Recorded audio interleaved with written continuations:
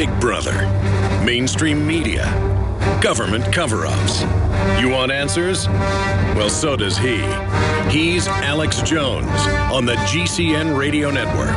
And now, live from Austin, Texas, Alex Jones. Welcome to the Alex Jones Show. I'm David Knight, filling in for Alex.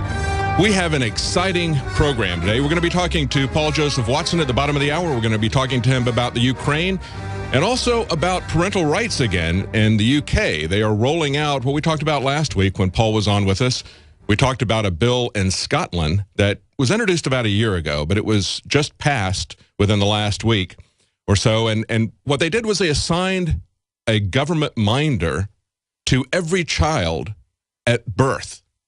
And the government is going to stay there and monitor those children from birth through 18 years of age, always looking over the shoulder of the parents. But what's really troubling about this, of course, is that the assumption is that the government has the interests of the child at heart better than the parents do, that some stranger can do this with several different children better than the parents can, that they should be making the decisions. And of course, we see this happening not just in the UK, but we see this happening in America in court decisions. Just the case that happened last week or so in Connecticut, where the parents were given two different diagnoses by two different hospitals. One of them said that her child was sick with a physical problem. The other one said that it was psychological. And they were two very well-known, respected institutions. One was Tufts. The other was Boston's Children's Hospital. And instead of allowing the parents to make the decision, the judge made the decision, took the children away. Well, we see that's happening again now, but in London, the story that Paul Joseph Watson just had today in London, we see the mayor saying that if the children are being radicalized, if maybe they have a philosophy of hate that's being taught to them, then maybe the government should step in and take these children away.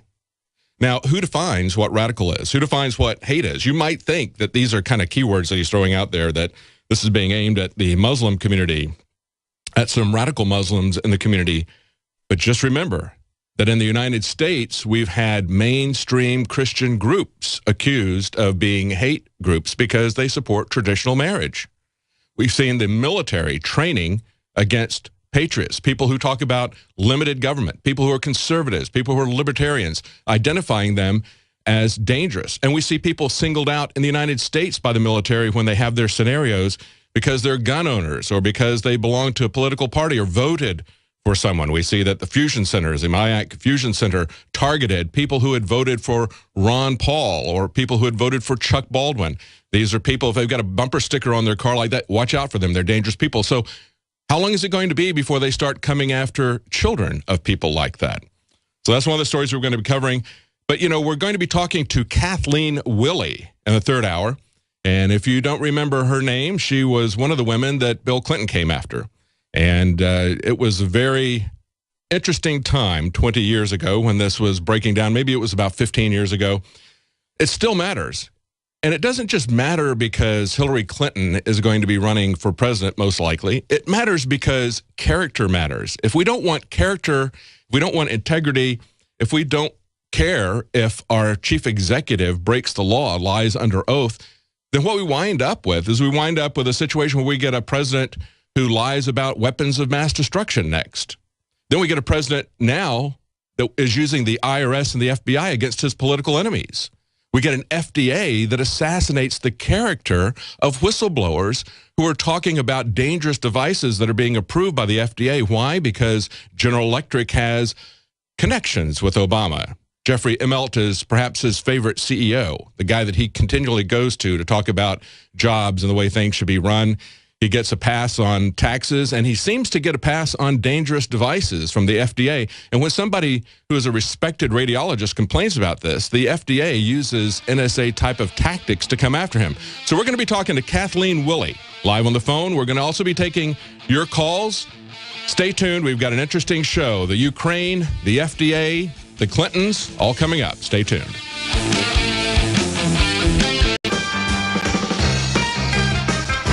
Welcome back to the Alex Jones Show. I'm David Knight, filling in for Alex. And we've got an exciting show today. We're going to be joined by Paul Joseph Watson talking about what's going on in the Ukraine as well as parental rights that are being challenged in the UK. We've also got Anthony Gucciardi that's going to be coming on and talking to us about different things that are happening with the FDA. We see a power grab going on with not just the FDA, but also with the FCC. We're going to be talking about that as well. And we have Kathleen Willey. Now, she was one of the ladies who accused Bill Clinton of sexual harassment, and she and the rest of them were vilified by the feminists, by the supporters of Bill Clinton, and by Hillary Clinton. One of the things that Kathleen Willey said about Hillary Clinton is she's orchestrated a terror campaign against every one of these women, including me. Well, we're going to have her in the third hour. She's going to be talking to us about what she's experienced, what she thinks about the Clintons. I think we kind of know, but we're going to fill in some details there. But look at what is happening in the Ukraine. We've got Kerry telling Russia, you can't just invade a country on false pretenses. This is a story that's up on Infowars.com right now. This is from Lou Rockwell's blog. Does he see the irony in that? You can't just invade a country on false pretenses. Wasn't that the major policy thrust of the Obama administration all last year, trying to invade Syria on a false pretense? And this article points out that in Kiev, the demonstrators are called people power. But in other cities like Donetsk and Sebastopol, they're called armed gunmen. Do you see how that works? If they're fighting for the American government in Syria, Al-Qaeda is called freedom fighters and liberators. But then, of course, they use that to scare us into giving up our liberties that are guaranteed in the Constitution. And many Americans go along with it. A lot of people are waking up to that. Even Rachel Maddow last week was talking about how the FBI has had 150 shooting incidents, and they have investigated them themselves and found that in every one of these, they were absolutely innocent of any wrongdoing. That's a pretty good record, isn't it? Even Rachel Maddow found that hard to believe, just as she also found it hard to believe that Ibrahim Totashev, someone who knew the Tsarnaev brothers, was picked up by the FBI for questioning, shot 6 times, and then once in the back of the head for good measure. You know, that's not unrelated to what's going on in the Ukraine right now. We told you at the time that there was a lot of red flags back and forth about the Tsarnaev brothers, their involvement in Chechen terrorists that had historically been run by the CIA and were possibly being still run by them at the time that the Tsarnaev brothers were going back and forth. Russia noticed that this was happening and sent some inquiries to the U.S. saying, do you guys know that these guys are affiliated with terrorists here in Chechnya? As a way, I think, really more than anything of letting them know, we know that you're sending these guys back and forth. And, of course, Uncle Ruslan, who helped to forward the narrative of the false flag that was going with the Boston bombing, Uncle Ruslan was married to the daughter of the CIA head in that region. So there was a lot of going back and forth with Chechen terrorists, and we even see now people in the West are calling on the Chechen Osama bin Laden to get involved in the Ukraine, to do something. They're inciting him to try to riot.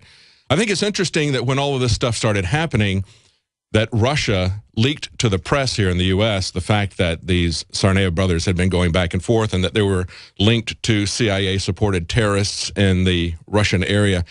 I think that was a way of essentially throwing a shot across the bow of the CIA, as well as also criticizing the CIA. You know, Russia's got its own agenda.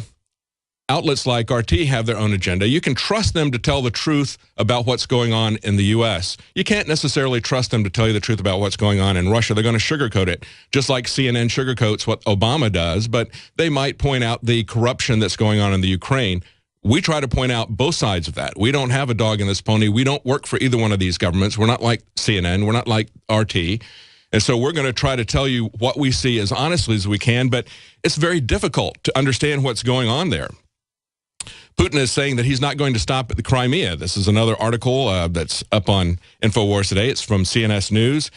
You know, he was threatened when he didn't play along with our agenda, I should say, the Obama regime's agenda in Syria. He was threatened that something might happen during the Olympics, that Prince Bandar said he might not be able to control. He could guarantee that nothing would happen with terrorists, according to a Muslim news agency that reported this. That's the only source we have for that story, but supposedly he was threatened about that. Well, what actually happened was we saw this revolution going on right at the doorstep of Russia. Many would argue that Ukraine has is really actually a part of Russia. They see themselves differently. But we have to remember that the UK has been fighting against even old imperial czarist Russia. Remember the Crimean War? Remember the charge of the light brigades, half a league onward, into the Valley of Death rode the, 500? I don't remember the poem exactly. That was the Crimean War. We had a lot of metaphors that came out of that. That was the British Empire attacking the Russian czars over the Crimea. The Crimea is very important to Russia strategically, militarily, economically. It's not something that NATO and the U.S. can just come in and make demands about without expecting to see something happening there. So what we're seeing is a brinksmanship that really kind of borders on what we saw with the Cuban Missile Crisis. Very troubling to see what's happening with this. This is a very dangerous game that John Kerry and Obama are playing. We're going to be talking to Paul Joseph Watson about this in more detail at the bottom of the hour. I just want to run through some of the news stories that have come out over the weekend. This one had a real personal effect for me. At least 28 dead, 109 injured after a gang of knife-wielding men attack a train station in China. This is one that was picked up from the Daily Mail in the UK. We had it on InfoWars this weekend. When I went to China with my family to adopt my daughter, we made the mistake of trying to travel internally in the country on a train. We were concerned about we'd heard a lot of tales about the very small planes, the puddle jumpers that went internally between the different cities. And although the train service going between Guangzhou and Hong Kong is the finest that you'll see in the world, it's the equivalent of the best trains in Europe, the trains going within the country is a very different story. And when we decided that we wanted to take the train, they tried everything they could at the adoption agency to talk us out of it. But we were dead set that we really didn't want to fly. So when we took this train, they actually bought tickets so they could escort us physically onto the train. They bought tickets to go where we were going. They were so concerned about safety at the train station. And when we got there was this large loudspeaker that was broadcasting stuff in Chinese, a mass of people. You just cannot imagine how many people you see on the streets, especially someplace like a train station in China. And they were broadcasting on this loudspeaker. It was a blue and white thing. We could tell it was the police. And we asked our translator what they were saying. And they said, well, they're telling us how many people were killed here last week. And I said, wow. I said, I don't see any police. And they go, oh, no. The police are too afraid to come here. They just broadcast messages warning you how dangerous this place is. So they escorted us onto the train. But this is an example of how government fails. When government is no longer concerned to protect the people, it just continues to get worse and worse and worse. We've seen this for a very long time in America where the police make it very clear, courts have made it very clear that they're not there to provide security to you or protection. They're there to enforce policies. This is the logical end of where this all happens. And of course, the people there in China are disarmed. And so if you've got a bunch of knife-wielding thugs coming through, it's a question of strength. It's a question of who's got the knives. Guns are an equalizing factor for the population. We've seen some police chiefs, like this one police chief who is now the police chief in Detroit. He came to this conclusion. He was a police officer in California. He was all for gun control. He got converted when he went to Maine and saw that he had a lot of farmers that were licensed to carry guns, that had guns. They were widely used, very low crime. He saw the sense of that, and now he sees the sense of it in Detroit. And then we had this case just a week or two ago where a lady whose house was broken into many times fought off some attackers who were trying to do a home invasion into her house. She fought them off with a gun. It's the equalizer. The gun is an equalizer for someone who is a female, someone who is weaker than someone else, someone who doesn't know martial arts. It's a way that you can equalize it. It's a very important thing. It's one of the reasons we need to have it. Another reason we need to have it is so that we don't have a tyrannical government. I don't know if you're a Prisonplanet TV subscriber. If you aren't, you ought to be. Last week, I talked to the Ukraine Right to Keep and Bear Arms Foundation. Actually, it's a Ukrainian Gun Owners Association. I talked to him, and the quote that stuck out the most for me from that interview was he said, if you lose your guns in America, you will wind up like the Ukraine. That's right. You're going to be stuck between oligarchs and globalist bankers, and you're not going to know who the players are. You're just going to have endless corruption. Nothing will happen. The government will not be afraid of you. That's the situation that's in the Ukraine.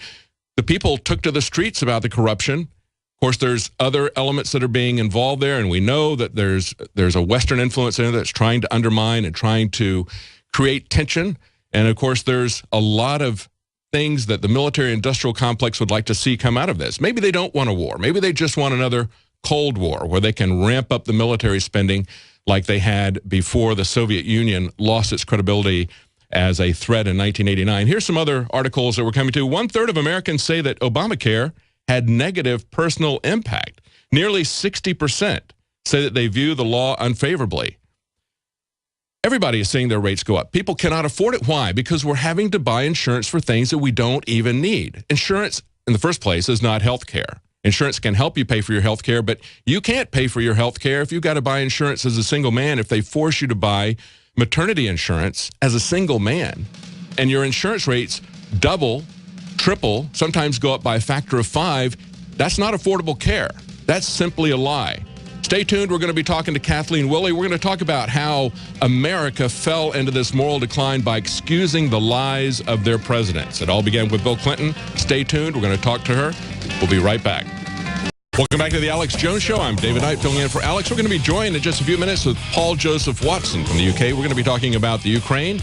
We're also going to be talking about some changes in the way parents are viewed in the UK. And that's the UK, not the Ukraine. So in England, we see that they're now going to have in Scotland minders assigned to children at birth, following them through 18 years of age. Very, very troubling assumption there that the state, not the parents, has the best interest of the child at heart, that the state will make vital decisions about the child's life. We already see that happening in the United States. There's something underneath this, which is called the UN Convention on the Rights of the Child, that is actually calling for this.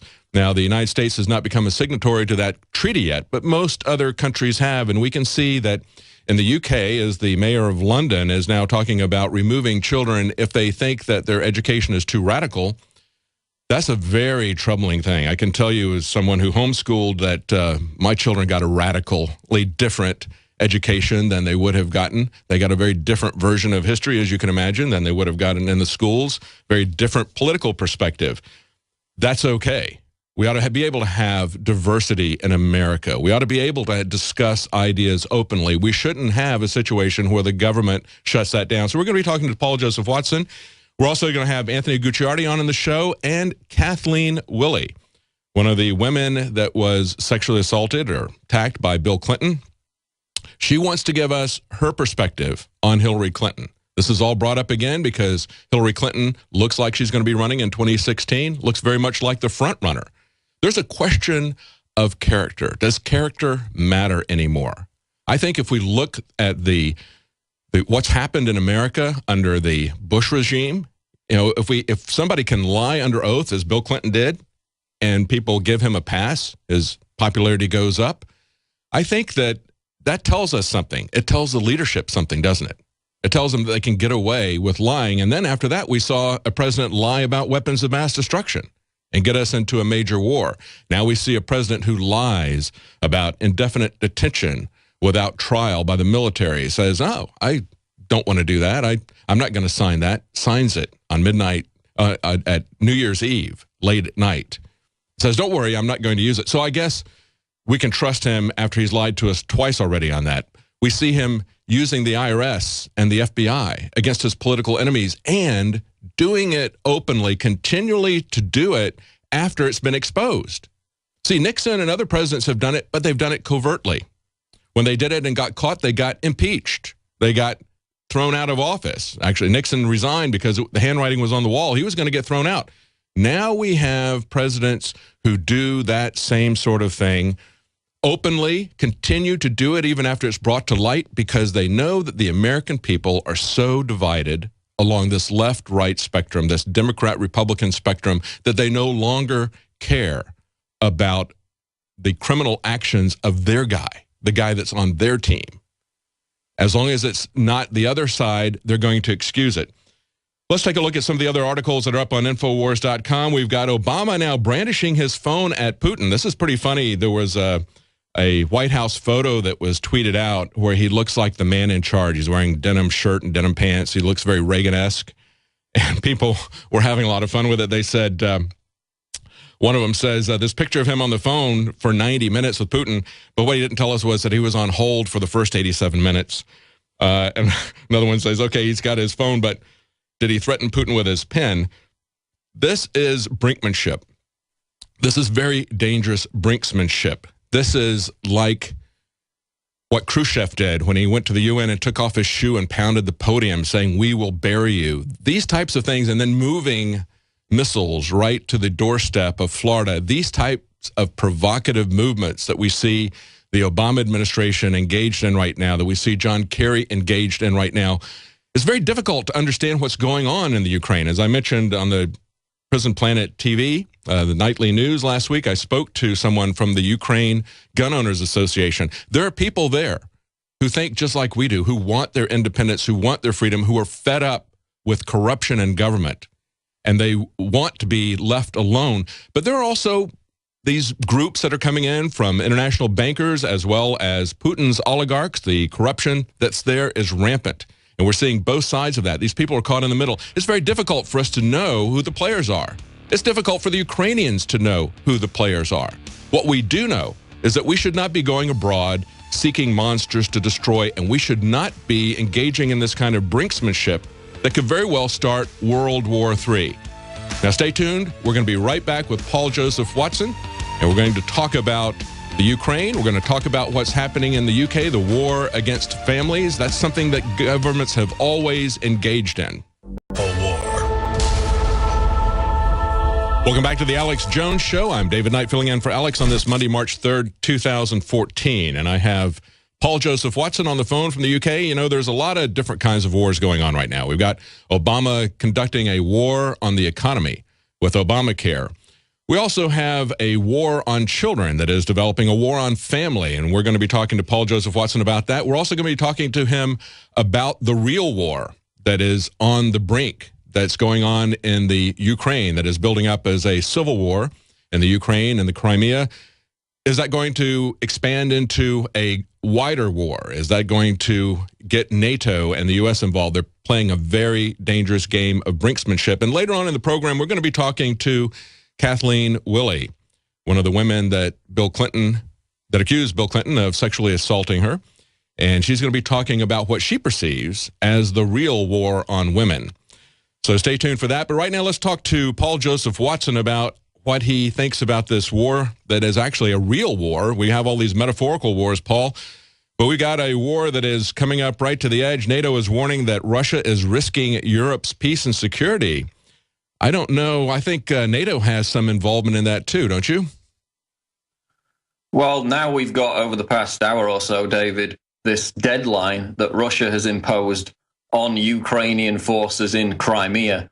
And they're basically saying that by 3 a.m. UK time, which is 9 a.m. where you are, Ukrainian army in Crimea have to basically surrender and give up all their military bases so that Russian troops can take them over.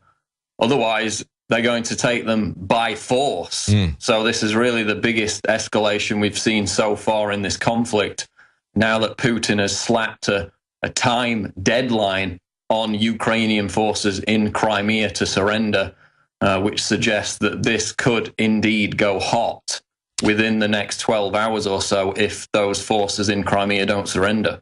Well, you know, clearly it's taken them by surprise, taking the Obama administration and John Kerry and others by surprise. We talked to Joel Scows, and I thought he made a very good point last week. He expected that Putin would wait a while. He thought that because of the publicity and the press and the Western press that's being used, he thought that Putin would wait, let some things happen in Crimea, try to make a case that he had to come in to protect the minorities in the Crimea, and that he basically would kind of wait so that he would have a PR game to play. But Putin is not waiting for that. He basically doesn't really care what Clinton or what Kerry or what Obama or what the West or NATO thinks. He's going to act in what he perceives to be his best interest, apparently. Well, I mean, that's right. He's calling their bluff, isn't he? Yeah. We saw a lot of criticism for Obama over his weak statements. Yeah. Kerry came out with some stronger statements about economic sanctions. But again, Ukraine is not a member of NATO. So Putin knows there's going to be no military backlash. Even if he does go ahead, most likely with this attempt to seize the Ukrainian bases that haven't already been given up or surrendered, because, of course, we had reports a couple of days ago about how many of the Ukrainian forces were already surrendering because, of course, Crimea is now almost exclusively run by pro-Russian forces, or in fact, Russian troops occupying the entire region. But the interview with Skousen was interesting because, of course, he posited the notion that this entire revolution from the very beginning was started by Putin himself, was a kind of a long game that he was playing. I tend to disagree with that still, because further revelations have emerged about who funded the initial protests that led to this overthrow of the democratically elected government of Ukraine back in November. And these emerged just a couple of days ago. And the documents which have been released quite clearly reveal that the US State Department, under US aid, provided more than half of the budget for one of the main protest groups, the NGOs that was involved right at the beginning of this uprising. And it was called Center UA, which under the umbrella of that NGO has numerous other organizations, including Chesno and Stop Censorship. So these governments have emerged confirming that the State Department under US aid provided the majority of their budget for 2012, and that the goal, according to this character called Ole Rybarchuk, who's kind of the leader of that umbrella group of NGOs, said was to, well, he said, we want to do the Orange Revolution again, and we think we will. Now, he was involved in the 2004 Orange Revolution. He said, we now have 150 NGOs in all the major cities. This was a few months ago, right when the protests started. So he's the head of that umbrella organization that was provably funded by the State Department right at the inception of the protests. So this is bombshell revelation evidence that it was completely contrived from the very beginning, again, at around the same time that Victoria Nuland went to Ukraine and said the US has invested $5 billion for the same goal. And she makes this phone call on an unsecured line to the Ukrainian ambassador and pretends that she's astonished when it's heard and commented on by the Russians.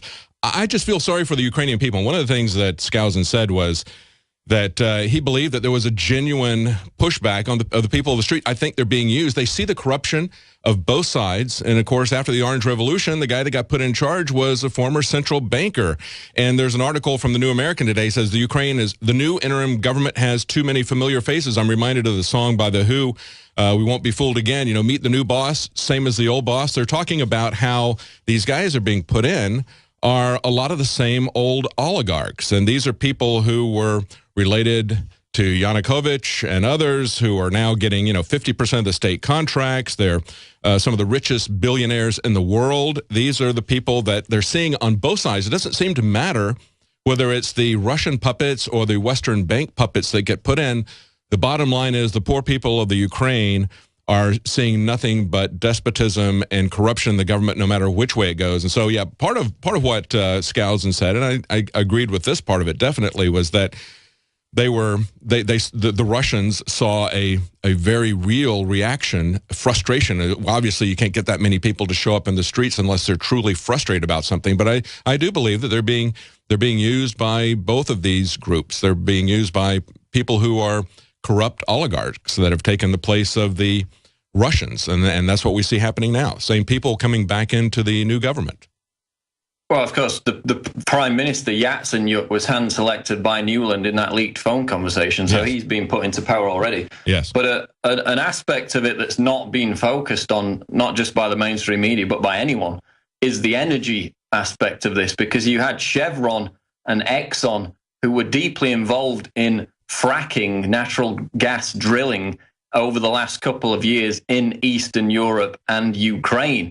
Now, Gazprom, which of course is the Russian-controlled monopoly corporation, the Russian government owns a majority share in it, basically has a monopoly on natural gas provided to Europe.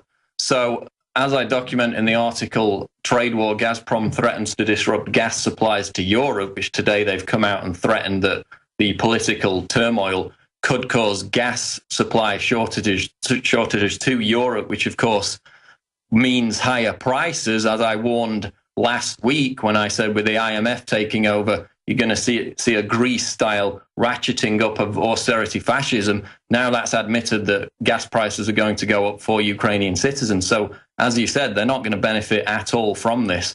And that frontier of the energy aspect of this is looking like it could blow up into a trade war, because Gazprom fears that NATO and the US, through corporations like Chevron and Exxon, could take over their monopoly in Europe over that natural gas. So that's a major aspect of it that's been ignored. Well, you know, exactly. You got a possibility of a trade war erupting, and that would benefit some economic interests that are very well connected with the American government. You've also got the possibility of a new Cold War, which everybody is talking about right now. If we foment revolution right at the doorstep of Russia, some people would say within Russia, depending on your perspective, if we foment that, that's going to lead to a new Cold War. And of course, that's going to benefit the military-industrial complex. They lost that huge profit center back in 1989 when no one could see the Soviet Union or the Russian Federation. They couldn't see them as a credible threat to us anymore. They had to invent the threat of terrorism.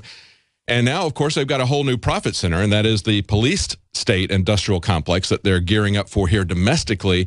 But they still want these foreign wars, and they would just dearly love to have another Cold War with Russia, because that would bring in a whole new spectrum of weapons that they could sell to the U.S. military. So from both a new Cold War as well as a new trade war, there's a lot of justification from their perspective, something that they would benefit from if the corporations and the State Department get their way. But it's a very, very dangerous brinksmanship, because this could very easily get out of their control and become a real war, couldn't it? Well, that's the fear, definitely. But I would argue that we've already been in a kind of proxy Cold War since the Obama administration announced that it would pivot towards Asia. And since that point, both China and Russia have been building up militarily on a massive scale, coming out with aggressive war rhetoric. And as you said, because of the threat of terrorism is seemingly fading in their ability to sell it to the American people as a genuine threat, you will notice that in China, when they had a knife attack over the weekend, the state media downplayed it, as opposed to the US media. After every single terror attack, they hype it beyond all reasonable expectation because they profit from it through the military-industrial complex. But I think we're already in that Cold War phase, and that the US is now going to seek justification to build up their military-industrial complex once again, just as China and Russia have been doing. But another one of these revelations that you may find interesting, David, because I think you've talked about this in the past, is that another one of the characters linked to funding these protest groups, these NGOs that started the Ukrainian revolution, is eBay founder Pierre Omidyar, who basically covered the rest of the budget for this main umbrella protest group, Center UA. So 54% of it was paid for by the US State Department. The rest of it was paid for by this Pierre Omidyar. And he, of course, is also the billionaire owner of Glenn Greenwald and Jeremy Scahill's First Look media project, which, of course, controls all the Edward Snowden files. Yes.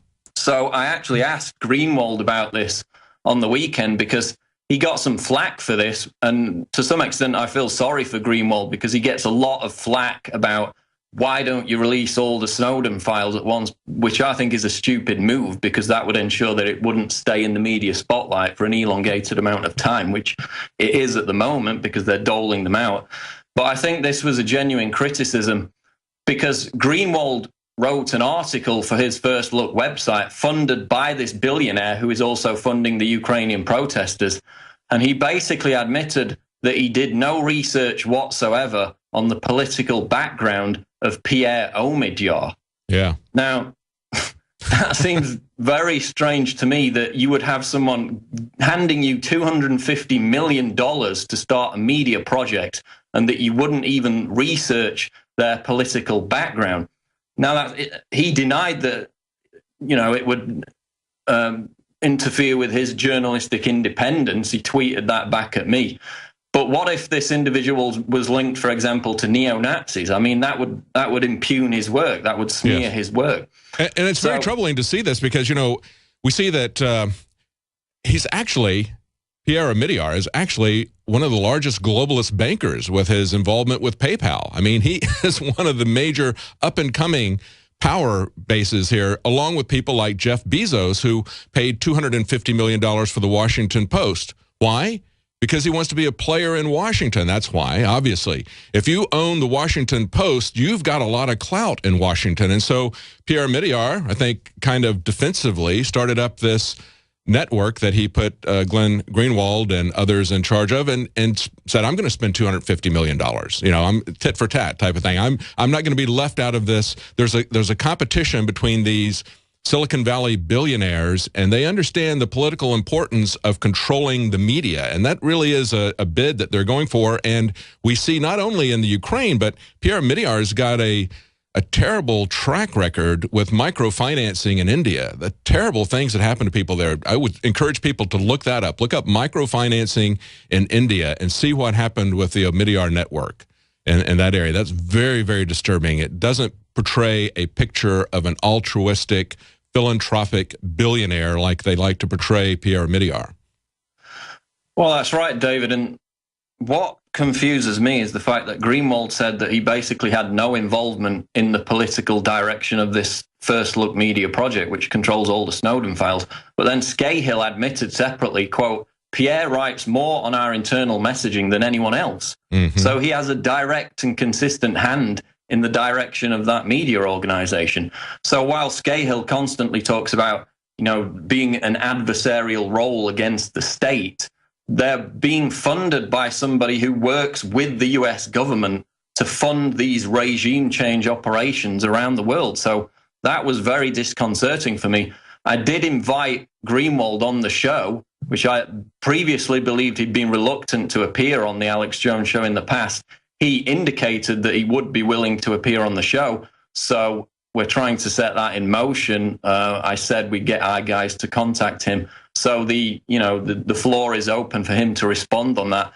And even aside from that, I said it would be a great idea because he could reach a whole new audience anyway. So hopefully that can happen. Well, it'd be very interesting to have him on because I know he was singled out and attacked by Palantir and others. There were WikiLeaks put out the documents where they were plotting to do dirty tricks against him to assassinate his character. And then we see that in response to that, they tried to shut down WikiLeaks and so forth. All that stuff was happening. He mentioned Peter Thiel and his involvement with PayPal, but he didn't talk about Pierre Omidyar's involvement with the PayPal 14, you know, as a protest against the actions of Bank of America and PayPal and others. You had a lot of independent activists known as the PayPal 14 who did what they considered to be just a digital sit-in. They didn't affect any of the transactions that were going on in PayPal. They just basically took over PayPal's homepage that talked about the institution, which people don't typically go to. And they saw that, and their lawyer saw that as the equivalent of a digital protest of somebody going into someone's restaurant and sitting at the counter because they won't serve black people or something like that. So that was the way they saw it. But they came after them, and Pierre Omidyar was a part of this. PayPal came after those protesters with very serious felony charges, and that drug on for years. So it'd be interesting to see how he views that kind of back and forth, you know, with the PayPal group, with WikiLeaks, with Julian Assange. It'll be interesting to see that happens. Hang on, Paul. We're going to be right back. We're going to have Paul Joseph Watson, one more segment. And, Paul, I want to talk to you about this article you had today in InfoWars about London mayor calling for the state to take children based on political beliefs of the parents. My name is... Yes, that's exactly what I've been talking to Paul Joseph Watson about. We're fighting in the street with the children at our feet, and it looks like the shotgun is going to sing the song in the Ukraine. Very sad for those people there. Looks like the new boss is going to be the same as the old boss, but it's also something that affects us because we've got a State Department and an administration, or I should call them a regime is a more accurate expression, but they are on the verge of creating a much larger war than just an internal conflict. This is very dangerous brinksmanship.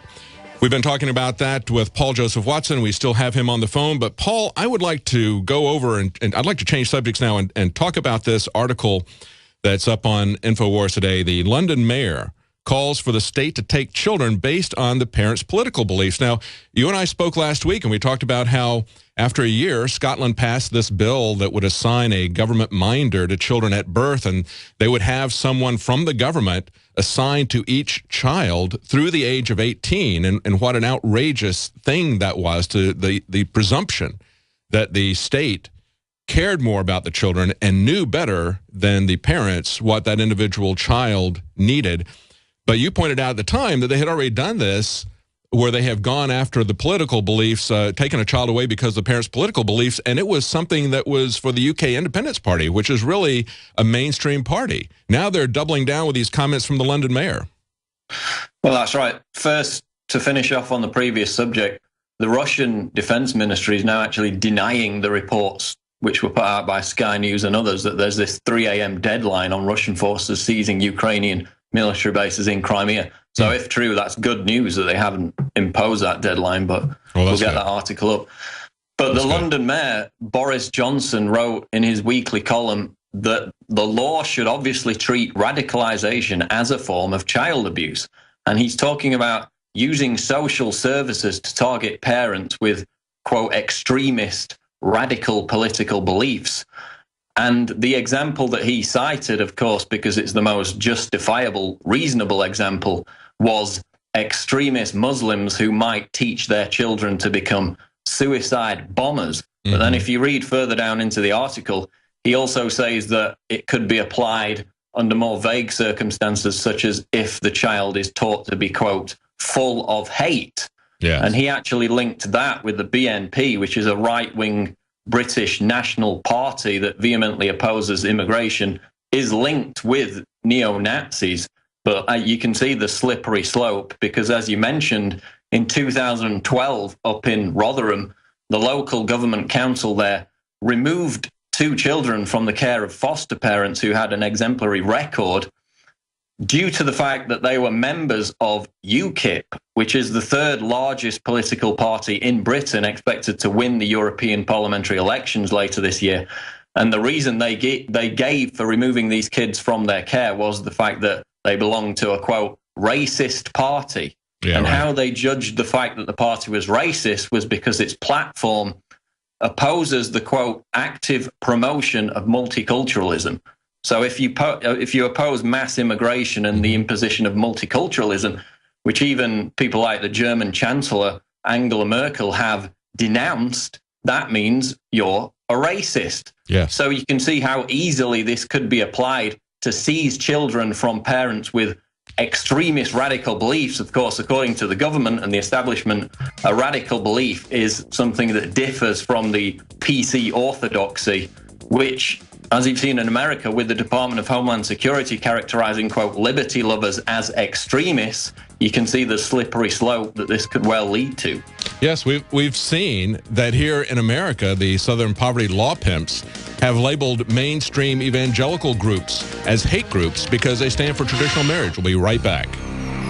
Thank you for listening to GC.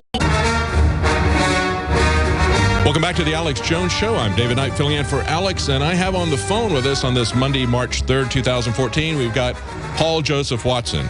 We've been talking about the Ukraine, and just before the break, we were talking about what's going on in the UK. We have the mayor of London now saying that he's going to perhaps look at the religious beliefs of people that he labels as radical, and maybe the government ought to take those children from them. And of course, this is all a relative term here, isn't it, Paul? When they start talking about people being racist, we're reminded that they've also talked about people being racist if they oppose even any kind of immigration. But we also see that when they start talking about hate, we've seen that applied to mainstream evangelical groups. As I mentioned just before the break, we had the Southern Poverty Law Center, as I like to call them the Southern Poverty Law Pimps, because they always are pimping this narrative.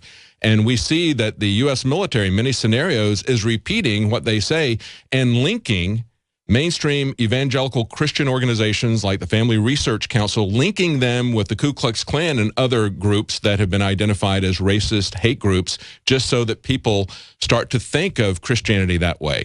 It's a very troubling thing, and now we see the mayor of London coming out for that, as at the same time that we see the government is assigning a minder to children in Scotland from birth until the age of 18.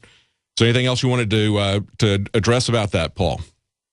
Yeah, I mean, the SPLC and the ADL, there was actually a gunman who attacked a Family Research Council facility and tried to massacre a bunch of people because he believed the SPLC propaganda about them being, evangelical extremists. So they talk about violence and use it to demonize conservative groups. When the gunman was violent or attempted to be violent, he was neutralized by a security guard based on their propaganda. So they were the ones instigating the violence.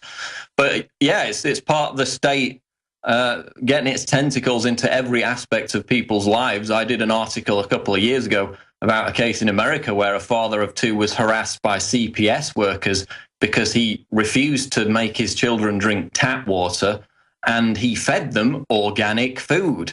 So that was reason enough for the CPS to conduct an investigation, a warrantless search of his home and the contents of his refrigerator. So you can see how easily this can slide into absolute tyranny. And it's, the Scottish law has been passed. Children up to the age of 18 have a guardian state minder interfering in family lives, trying to find any reason to prosecute child abuse, which of course will reduce the possibility of finding actual child abuse, because now it's such a target-rich environment because every parent is treated as a potential child abuser. That's right, and I guess if you're okay if you give your children bread that's made with a chemical they use to make rubber mats, but if you're really concerned about their food, that's right.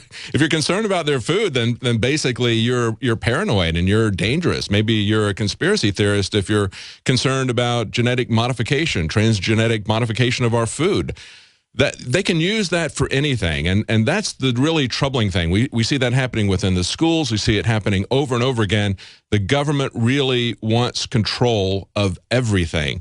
We see that happening with the FDA, and we're going to be talking to Anthony Gucciardi about the overreach of the FDA. We've seen it happening with the FCC. They're now trying to extend their tentacles into the internet. You know, this is an organization that was started initially just to allocate bandwidth between different radio stations, and now they're trying to move themselves into content. So there's this kind of creeping intrusion from all these different bureaucracies. They never seem to get enough control of our lives. Well, yeah, and they sell it all on, cracking down on extremism and radicalism. Mm-hmm. Then you actually look at what the government defines as extremism and radicalism, and it's basically protest any political viewpoint that's not the orthodoxy, feeding your kids organic food, being a member of UKIP. It's basically anything. Thank you, Paul. We're going to be right back. We're going to have some more news. That was Paul Joseph Watson from the UK. Stay tuned. We've got Kathleen Willey as well as Anthony Gucciardi coming up. Stay tuned. Welcome back to the Alex Jones Show. I'm David Knight, filling in for Alex on this Monday, March 3rd, 2014. We were just talking to Paul Joseph Watson from the UK about the Ukraine, as well as moves within the UK, within Scotland and other places, to assert the government's control over children and take that away from parents. Very disturbing news there, but we did hear that Russia has backed down from its self-imposed deadline in the Crimea. Hopefully things will start to de-escalate in spite of the fact that the Obama administration and John Kerry's State Department have been doing everything they can to inflame these tensions here. We hope that is going to tone down and not evolve into a larger war with NATO and Europe. Now, we're also going to have on the show coming up at the bottom of the hour, Anthony Gucciardi. We're going to be talking about the FDA, one of our favorite alphabet industries. Now, Kathleen Willey is going to be joining us in the third hour, and she's going to be talking about how the Clintons responded to her claims, as well as other allegations from ladies that there was sexual misconduct by Bill Clinton with a lot of different women, and how they attacked them personally. We can see the FDA doing that now. The FDA is doing that. We've got an article here from Washington's blog. The FDA spies on whistleblowers to protect Big Pharma. This came up over the weekend. This story is about a former head of radiology at Yale University. And this guy was he was working for the FDA, looking at the amount of radiation coming out of certain devices, and he found that it was extremely high. And this one particular device from General Electric. And the FDA was not going to do anything about that because, might be because General Electric is so well connected within the current administration. Jeffrey Immelt is one of Obama's favorite CEOs, and so they were going to allow these very dangerous levels of radiation to continue on this GE device and approve it. And that's a very dangerous thing because, when people look at the FDA, they want a binary decision. They don't really want to read the insert. They don't really want to read the risk of this. They just know that, hey, this is a legal drug. The FDA has approved it. Therefore, it must be safe. People want a simple yes or no decision like that. And that's really a lot of what is going on at the FDA. The FDA is providing legal cover for companies and drug companies so that if they get sued by someone who has an adverse reaction to a drug or to a device, then they can always say in court, this was approved by the FDA. The FDA looked at this and approved it. There's a very incestuous relationship going on with the FDA and the pharmaceutical companies, as well as the medical device companies, as well as with big agra. And it only gets worse. And this is a very disturbing case. This was picked up when it happened by Democracy Now! It's now been picked up by Fox News. Washington Blog is talking about it. It's starting to gain traction. What they did with this guy, after he came to the FDA and they didn't want this to come out, he became a whistleblower. Then they went after him personally, just like the Clintons went after the women who accused Bill Clinton. They installed spyware to record his private emails and his surfing activity. They put cameras. They installed cameras to snap pictures of his screen, and then they use this information to smear him and other whistleblowers. See, this is the 21st century version of what Hillary and Bill Clinton did. It's gotten very much more sophisticated. They now have all of this spyware, and now you see that the FDA is acting like the NSA. Isn't that interesting? Even more so, look at this article that came out over the weekend. We've got the FDA who wants to monitor social media chatter about product risks. So there's been a lot of talk. It broke here on InfoWars. The food babe came on and she talked about that additive in the food that is used in rubber mats. Doesn't really have any reason to be in our food except to make it look fluffy and pretty. And yet there's grave health concerns about it. It's banned in many other countries, but was in Subway bread. And so she came on, introduced a petition. It went viral, and within a couple of days, Subway backed out and said, we're not going to include it anymore. Turns out, though, that it's in over 500 different types of food, the same additive from other companies. So it isn't just one company is doing it, it's all these different companies, and the FDA approves those sorts of things.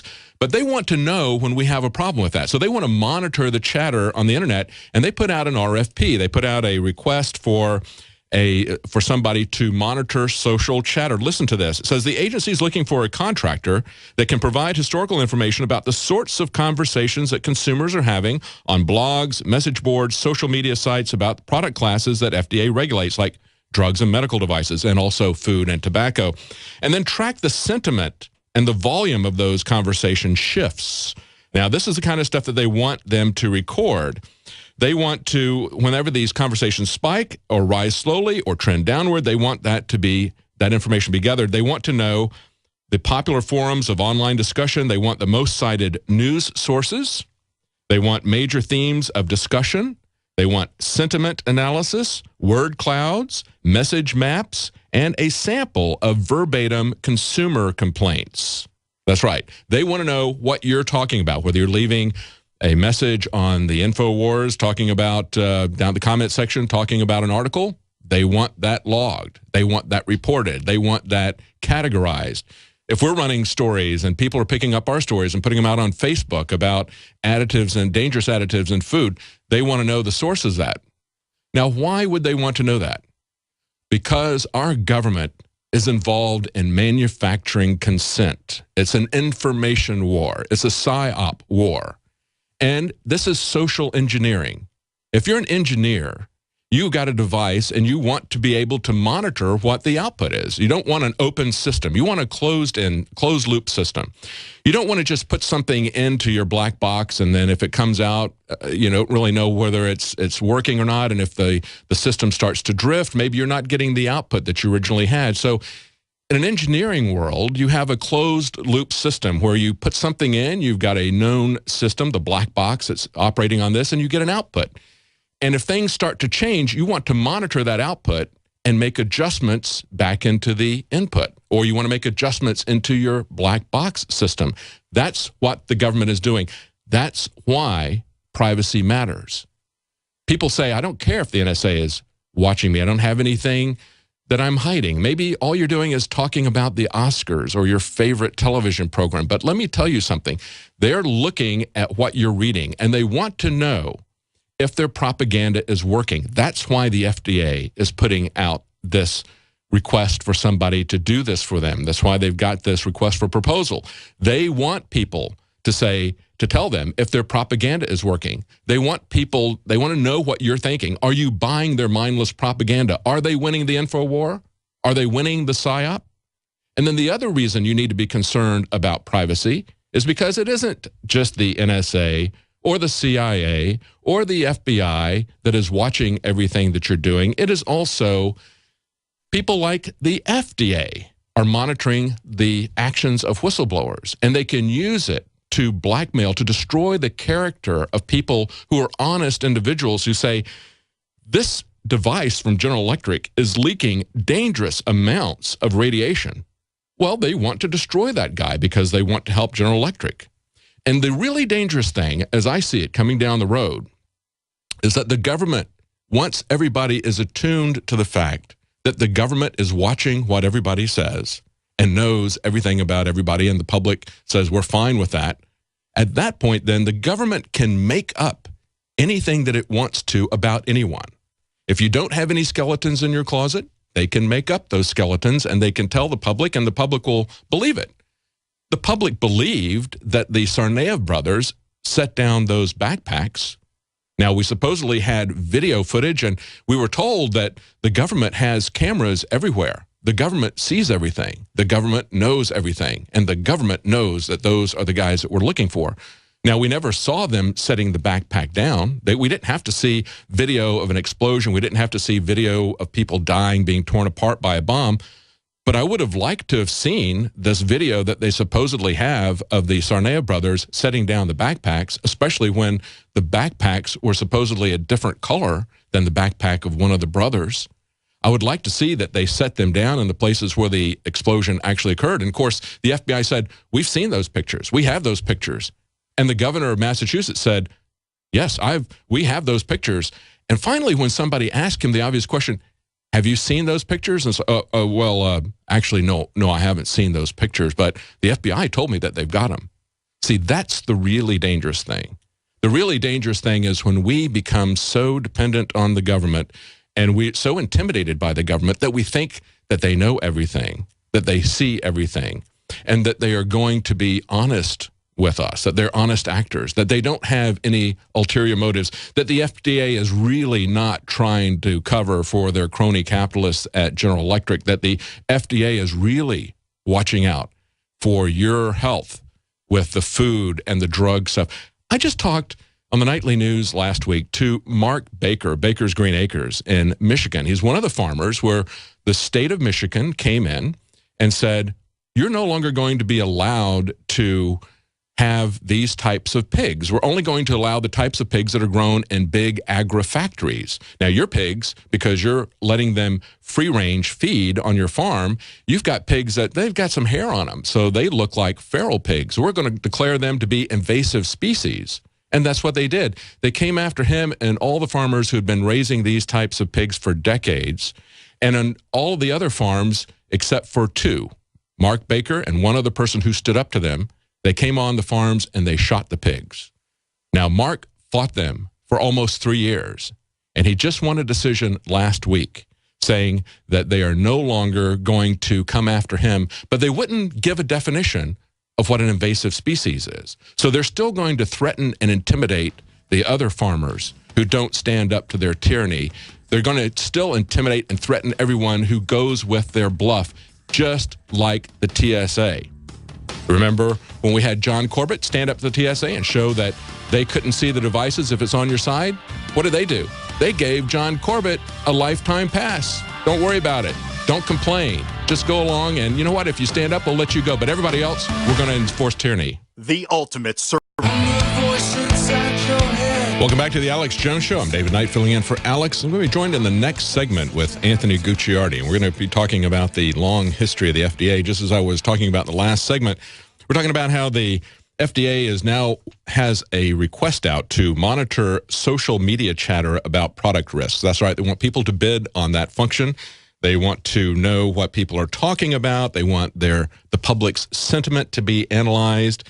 They want a sample of verbatim consumer comments. They want to know where they're getting their information. That's very troubling.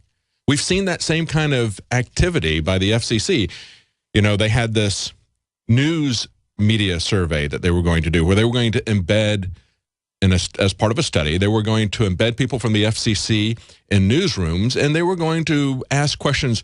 How do you decide which stories you're going to cover? Who makes these decisions? How are women and minorities represented? A whole slew of things like that they were going to look at. But everybody was concerned that they were getting involved with the content, not just with the radio frequencies, which is what the FCC was originally set up to do. They don't have any authority to get involved in the content. That's protected under the First Amendment. They only were set up to help manage the kind of conflict that you could have if two local radio stations are broadcasting over the same frequency. So they were set up to auction off those frequencies and to control them. They have gradually exercised more and more control over content under the guise that this is something that is being put out there on the public airwaves. Since they give you permission to use this radio frequency, then they could control certain content like the words that you use. They could say you can't have profanity or you can't show nudity or whatever. But as you had cable come in and people started paying for that and getting that directly into their home, the FCC was not allowed to exercise control over that. That's beginning to change.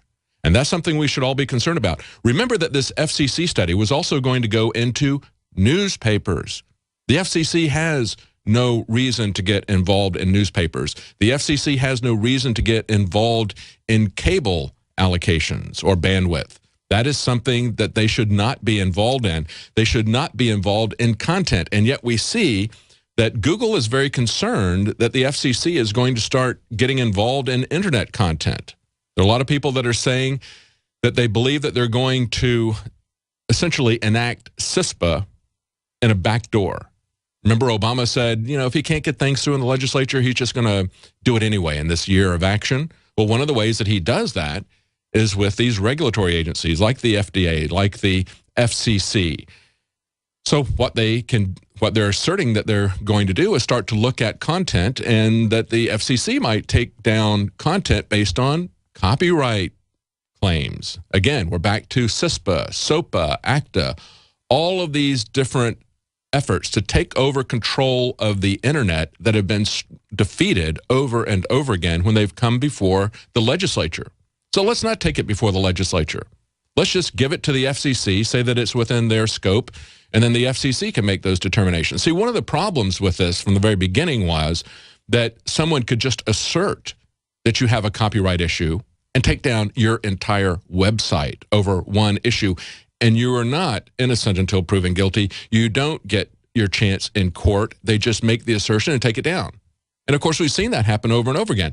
That was the way they've been operating the war of drugs, the war against American citizens for a very long time. It wasn't really about stopping drug use. It was about establishing a legal precedent that the government could make assertions about you and then seize your property and do other things to you without you ever having a day in court, to violate the Constitution. And everybody, whether they were supportive of drug use for marijuana or what, everyone should be concerned about that. I don't use drugs. I don't recommend that you use drugs, but I have seen the specter, the boogeyman of drugs used to scare people into giving up on our legal system that it has taken us centuries to enact. a blockade against government tyranny, and people are just giving up on that because they are scared about the boogeyman of drugs, or because they're scared later on about the boogeyman of Osama bin Laden. They just abandon it. Most of the people do.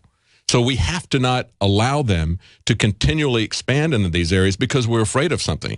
And we can't allow companies or organizations like the FDA to stand up for companies like General Electric. And if there's a harmful device that they're putting out because they like General Electric, they go after a whistleblower and they attack him personally because they have looked at all of his personal information on his computer. They put spyware on his computer. They took pictures of him. Remember, we were telling you that would happen. Alex has been telling you about that for years. And people say, oh, that's crazy. They can't monitor your cameras. It's not only been done, it's very passé at this point. Everybody knows that. The question is, what are we going to do about it? What are you going to do about your health? Take control of your health. We're also going to be talking to Kathleen Willey in the next hour about what the Clintons did to her, so stay tuned. Anthony Gucciardi is coming right up. We'll be right back. Welcome back to the Alex Jones Show on this Monday, March 3rd, 2014. I'm David Knight. I'm filling in for Alex Jones, and I'm joined here in the studio with Anthony Gucciardi. And we've been talking about the FDA, this amazing request for a proposal that they put out for a company to monitor social media to see what people are saying about the FDA, about the FDA's rulings. Absolutely amazing. We're talking about the implications of that. But I want to tell you first that this hour is brought to you by My Patriot Supply. You know, we're seeing attacks on our freedoms like never before, but we can secure our independence by breaking free of the confines of their systems of control, you know, like the FDA. The path to liberty starts with attaining a level of self-reliance. My Patriot Supply is a home of a wide array of survival products, including the Patriot Pantry line of emergency food storage products.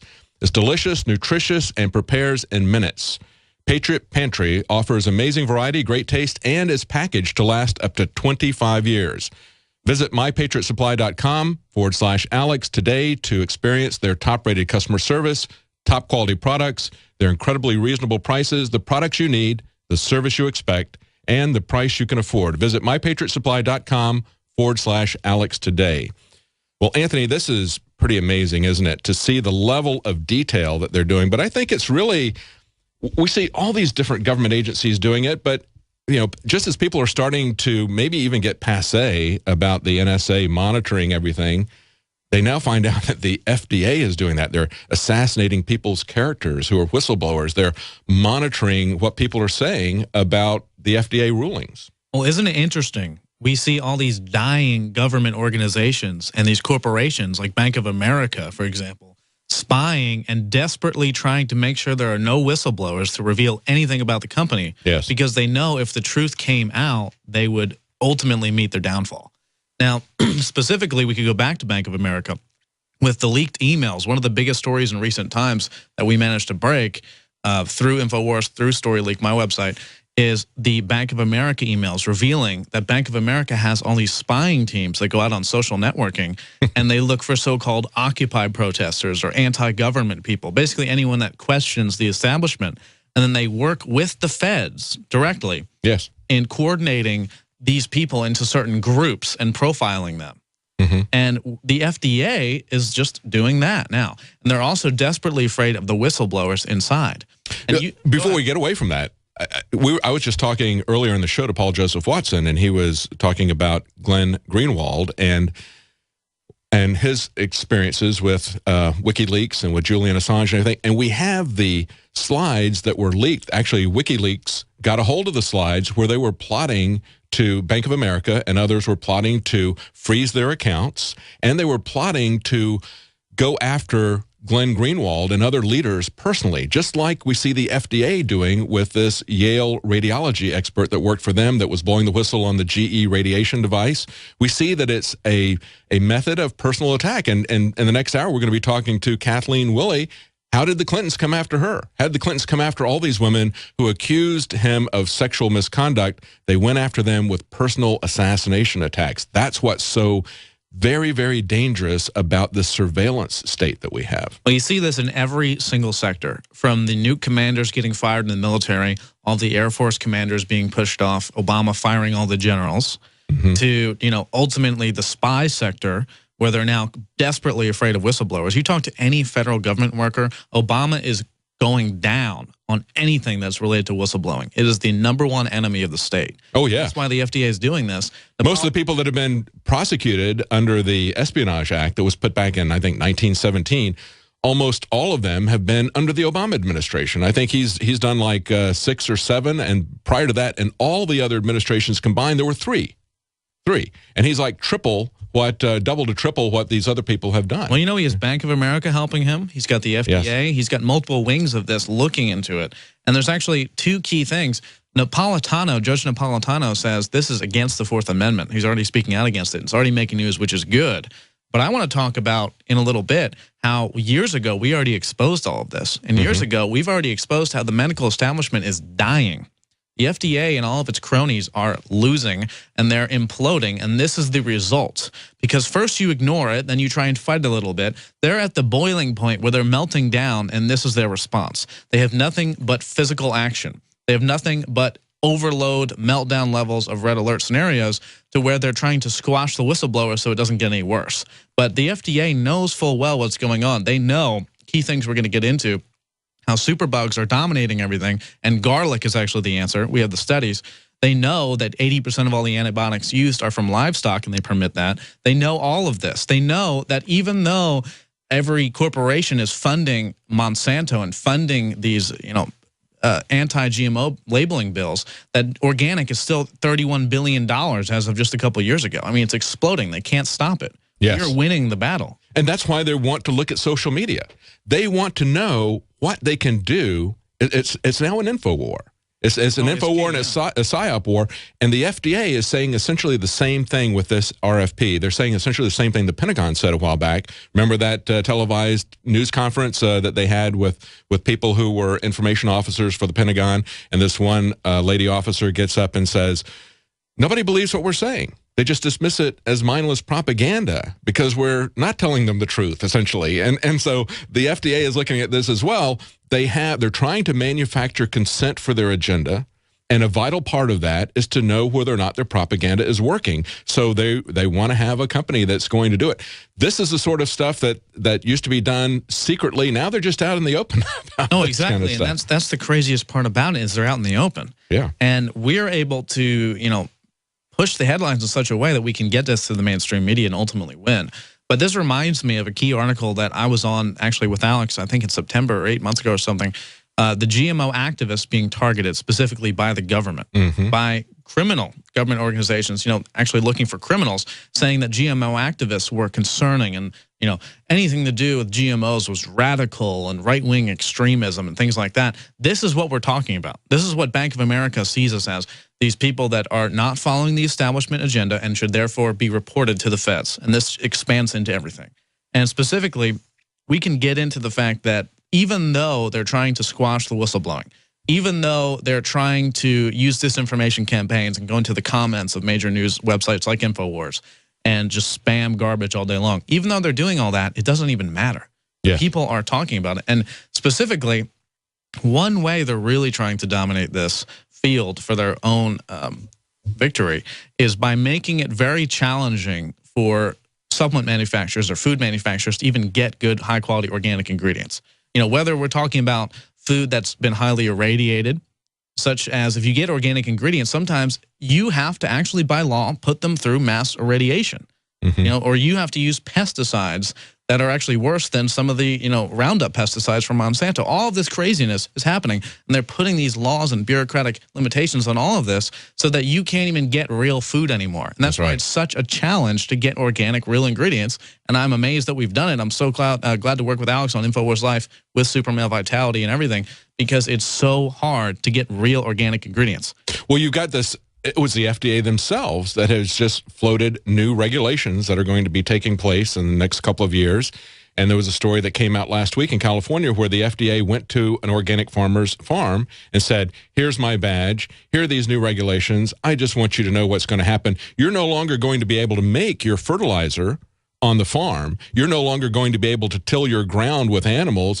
We're going to have you buy all this stuff from big pharmaceutical, the big fertilizer companies. You're going to buy synthetic petrochemicals and pesticides and this sort of thing, because we're going to outlaw the natural ways that people have farmed for millennia. Yeah, no. That's just yet another place where they're coming after the family farmer, the organic farmer, and putting this burden of regulation on them until they drive them out of business. Regulations on so that's the way the government has always been used, is to put, for the large companies to come in and use bureaucracies like the FDA to put burdensome regulations on their competitors, which in this case are the small independent organic family farms, put them out of business so they've got a monopoly. No, exactly. The FDA acts as a mafia corporation to impose its laws and regulations on the other corporations that aren't paying their dues, essentially. Mm-hmm. And what we've seen now is manufacturers that are actually using high-quality, super good organic ingredients get visited by military people in military uniforms that say they work for the FDA. Yes. It turns out they do. They're lieutenants and everything. They now use military terminology to designate the FDA officials. They come out to these factories with weapons and tell them, yes, we're going to have to check out what's going on. You know, as if they are criminals, as if the organic manufacturers out literally in the middle of farmlands with like the best possible stuff out there for anything, the cultivation, all the best regulations, all the best stuff. They're out there saying, yeah, we're going to have to take a look around. We're going to have to look at all your proprietary stuff, take some pictures, you know, all this stuff. Total harassment. Meanwhile, you have drug companies that are killing people. And They pay a few $1 million, which is like 0.001% of their actual annual profits, and then they get slapped on the wrist. Because the FDA is really there to provide legal immunity for these companies. They look at something like SSRI drugs or Paxil, which just recently came out, and they said, look at how the reoccurrence of cancer or the mortality of cancer skyrockets when Paxil is given to women with breast cancer. Now, of course, Paxil is an SSRI antidepressant, and for the longest time, Paxil and these other Prozac, these other SSRIs, they would give them these drugs and for treatment of depression. And in the information there in the fine print, it says that it can make you even more depressed. It can make you suicidal. It can make you homicidal. It can exacerbate the very condition that you're taking it for. But nobody reads those. They just know this is FDA approved. And if somebody sues them in court, it's like, hey, I got an FDA approval, so I'm okay. It's my legal immunity. No, exactly. And it costs $12 million to pay the FDA to go through even these simple processes. And then you have something, they look at it over and over again. And you know, let's be clear. It's just like everything else establishment. There are some good functions of an organization that's meant to keep people safe, except they've gone beyond that in a rogue-like element where these corrupt bureaucratic maniacs have taken over and are targeting now small farms, small organic manufacturers, giving them the same regulations as they would Merck, you know, multi-billion-dollar company. Here's a company that makes $20,000 a year making small tinctures or something like that. And they give them the same infrastructure requirements as Merck. Yes. Or Pfizer or something. But then at the same time, you look, and it would be one thing if we just had this medicine. Okay, you know, sometimes it's killing, you know, 20% of the patients. You know, sometimes these vaccines are causing cancer or whatever. Okay, but how about the fact that, you know, in some studies, turmeric is killing 80% of the cancer cells, or ginger, or, you know, just adding lemon to water is amazing. Or, hey, how about drinking purified water is curing things? It's like the FDA is literally ignoring all of the real stuff in many of these cases, while targeting the real stuff at the same time, as Pfizer and Merck and everything just make billions of these death pills. And you can look over and over again. I mean, look, years and years ago, we were telling the FDA, the judge was telling the FDA, remove superbug breeding antibiotics from the animal feed. Yeah. It's going to kill us. Yes. It's going to cause superbugs. Right. 80% of the antibiotics are in livestock. Remove superbug, look at this title, remove superbug breeding antibiotics from the animal feed. That was from 2012. But the people who do it, they try to shut them down. No, exactly. Because they're organic, or they're free-range chickens, or they've got hogs that they let just graze, and their immunity to disease is naturally increased because they get out of this little tiny box inside of a factory. They get sunlight. They get to walk on the grass. They get to eat natural food. No, can't have that. Exactly. And it's not even about animal rights, which is a great thing in some ways, in many ways. But it's about the fact that, hey, if we don't stop breeding superbugs, it will kill us. Yeah. You know, it's not a nice little happy thing like, oh, we want to care for the animals. That's great and everything too. You don't want to eat sick animals. Well, hey, no, actually, they've been caught selling animals with cancer now. In China, they pump sewage into the meat. Yes. I mean, this is totally out of control, and obviously China isn't FDA regulated. But the point is, what's going on is the FDA is ignoring all this stuff, ignoring the fact that here we have in a medical news today, which is super mainline, super mainstream, Garlic kills hospital superbug MRSA. That's pretty plain and simple, huh? That's pretty amazing. An ingredient in garlic may offer one of the best defenses against hospital superbugs, research shows. The compound is said to be effective even against highly resistant strains of the notorious MRSA bug, which has claimed many lives. And it has, because they try to use these antibiotics, these garbage antibiotics over and over again on these superbugs, and then they complain, and Obama has to issue executive orders to create more antibiotics, stronger antibiotics. Gee, you know, which contractors are going to make billions on that? See, the problem with using garlic, though, Anthony, there's a big problem with using garlic, and that is it's not profitable. It can't be patented by some big pharmaceutical company. It's got to go. Exactly. It can't be effective. David, don't worry. Pharmaceutical companies are already taking the sulfuric compounds from garlic and trying to patent them into a pill. There you go. To make money off it when the next plague comes and we all need garlic. But the simple reality is that, yeah, eating garlic, well, here's why this is so warped. Eating garlic is great. It will help you.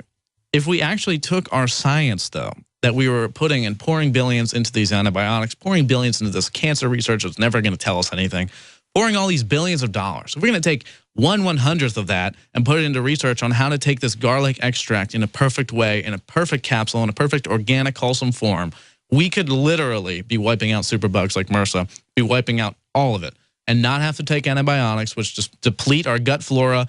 Then gut flora has been linked with the depletion of gut flora has been linked with mental illness like schizophrenia and depression. And then that causes even more insanity.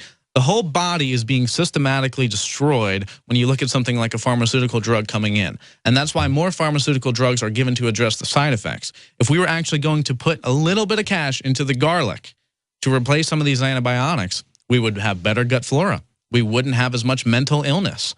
We wouldn't have as many killings and murders and violent crime. It would be a complete domino effect in the good sense if we just were to put a little bit of money into garlic. That's just one thing. You have turmeric, you have iodine. They introduced iodine into the salt, and they saw a 10-point IQ increase over a shorter period of time. I mean, all of this is happening. The hormonal attack on our bodies, the estrogen mimicrous, BPA, attacking us on a daily basis. If we were just going to take that out of the water, out of the water bottles, the plastic, which they knowingly put in, they chose only one with BPA, they knowingly put that in, we would see a world of difference. But guess what? The FDA decided not to ban BPA. Yeah. And then the next day, all the shareholders rejoiced and made billions upon billions over and over and over again, because it would mean that they'd have to use different plastics.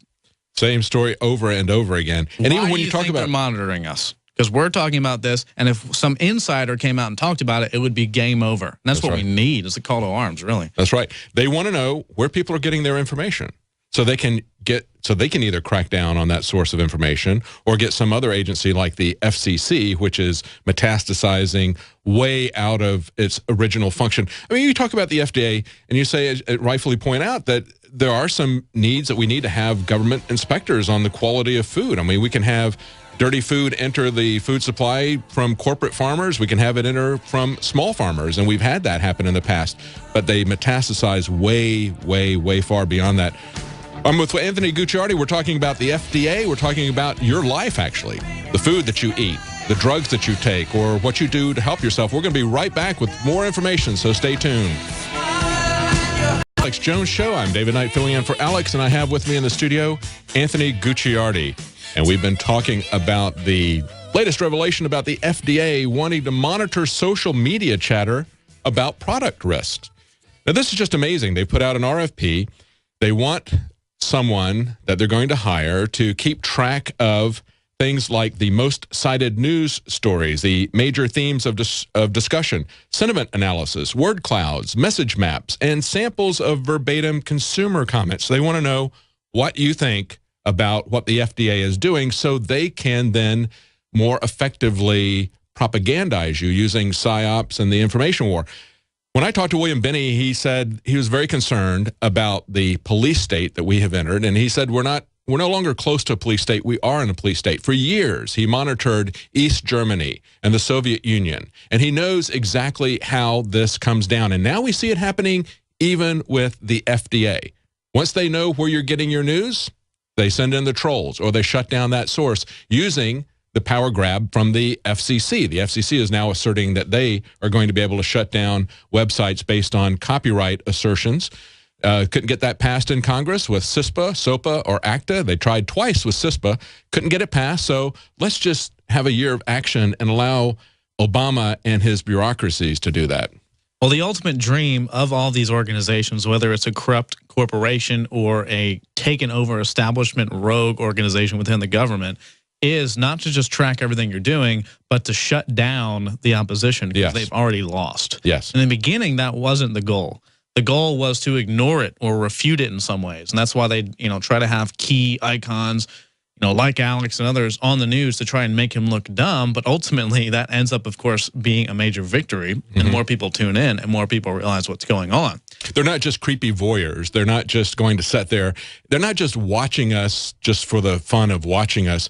They really do have an agenda, and we're seeing that come out now with the FDA, the FCC, other organizations. They're planning the blitzkrieg. Yes. It's just a matter if we can have a scout go out on the hill with an old-fashioned telescope and tell us what's coming, and then we can prepare ourselves. Because they do want to, through things like CISPA on steroids, which is what's coming, shut down websites that they would call it endanger consumer health. So, for example, if I were to go ahead and publish, as I have multiple times, the fact that garlic is the answer to many superbugs, and that we should put real money into that instead of these antibiotics that are killing people, then that would be threatening consumer health. Because the FDA hasn't approved garlic.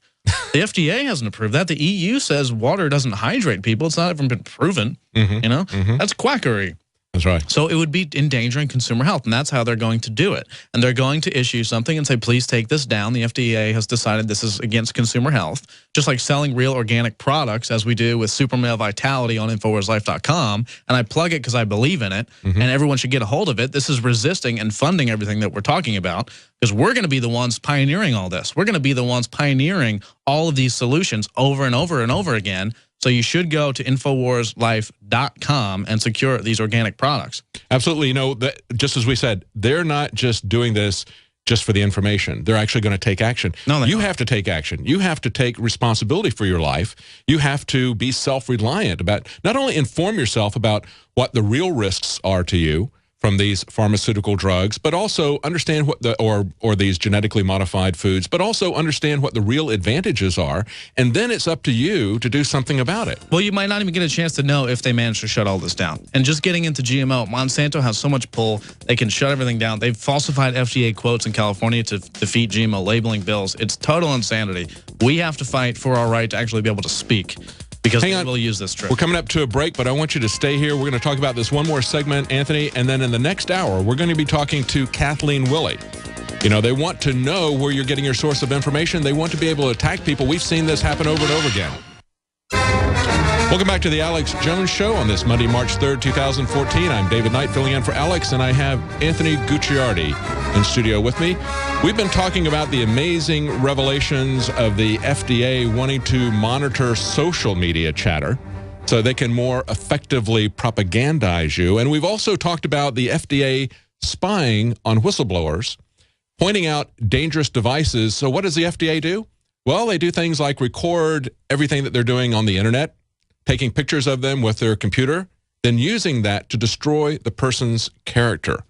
And we've got coming up in the next segment, Kathleen Willey, someone who blew the whistle on Bill Clinton's sexual misconduct. Same things happened to her. They went after her as well as all the other women who made allegations, tried to destroy them. She's going to be talking about that. She's very concerned about that as we see Hillary Clinton, apparently the front runner for the Democrats in 2016. But getting back to the FDA, we were just talking about garlic and the efficacy and the safety of that. It doesn't come with a long flyer talking about all these amazing side effects. Maybe if they had a flyer, the only side effect I can think of with garlic might be a possible bad breath or something. Well, that's easily corrected. It's not dangerous. Average of side effects for pharmaceutical drugs is about 70. It can go up to about 500. Wow. Now, the thing is, I'm not against entirely Western medicine. I mean, it has its powerful implications. If you go and get in a car accident, you don't want to go to India and have someone, administer tinctures to you. You want someone to immediately give you surgery. So there's many, many benefits. And I have MD friends. In fact, I was just speaking to one yesterday or a couple days ago, and he was telling me, we're so pressured to give antibiotics to everyone that comes in the door with a cold, which is a virus, or a flu from a virus, the antibiotics obviously don't do anything against viruses. But he was saying we're told from the higher-ups in the medical establishment to just give them antibiotics so they feel better mentally and they feel like we've done something. And he said some people, in fact, will insist for antibiotics when they know they have a cold or they'll leave. Yeah, it's total chaos. And he was telling me one of the things he likes to do is take elderberry. But when he tells people that, they think it's quack science. This is a guy with an MD that studied this. You know, this is a guy that really knows what he's talking about in many ways, looking at this, saying, hey, you know, I was checking out Natural Society, I was checking out InfoWars, all the stuff. He's a huge fan, saying, you know, vitamin C seems like really to be the answer. And it's funny because we're even pushing garlic. I just was reading one study where garlic trumps antibiotics. I mean, we could talk for 6 hours about anything. We could talk about turmeric, iodine, garlic, any of it. All of it's great. All of this is magnificent in many ways. It's killing cancer cells, destroying viruses. It's all there. You know what I mean? It just happens to be garlic. And one of the radio producers was telling me this awesome story about how he took garlic for a serious tooth infection. In fact, if he wants to get on the mic, he could share that with everyone. Chris? Yeah, absolutely. CJ here. I had actually taken garlic for a bad toothache that was related to a root infection. Because I'd read about the Army using garlic as a antibiotic substitute in the field when penicillin wasn't available. And I'd take a couple cloves a day.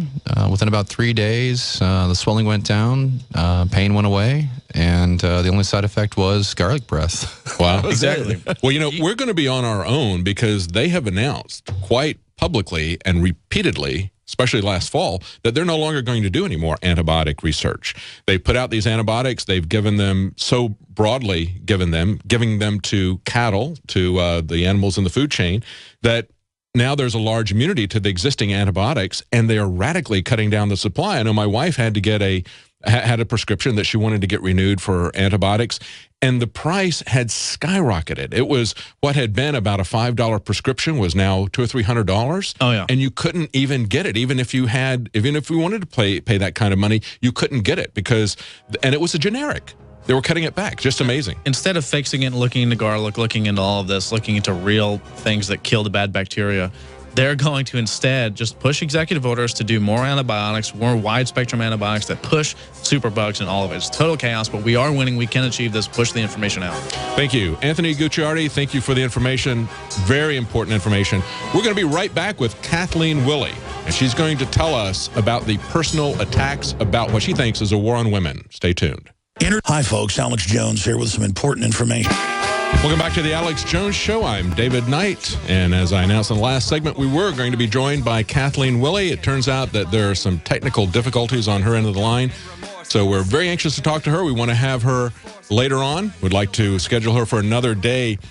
What she was experiencing is exactly what we've been talking about. I was just talking to Anthony Gucciardi about the FDA and how they went after whistleblowers. What's their method of attack? Well, they go after them personally. That's exactly what Kathleen Willey experienced. It's what other women experienced when they went after Bill Clinton, charging him with sexual misconduct.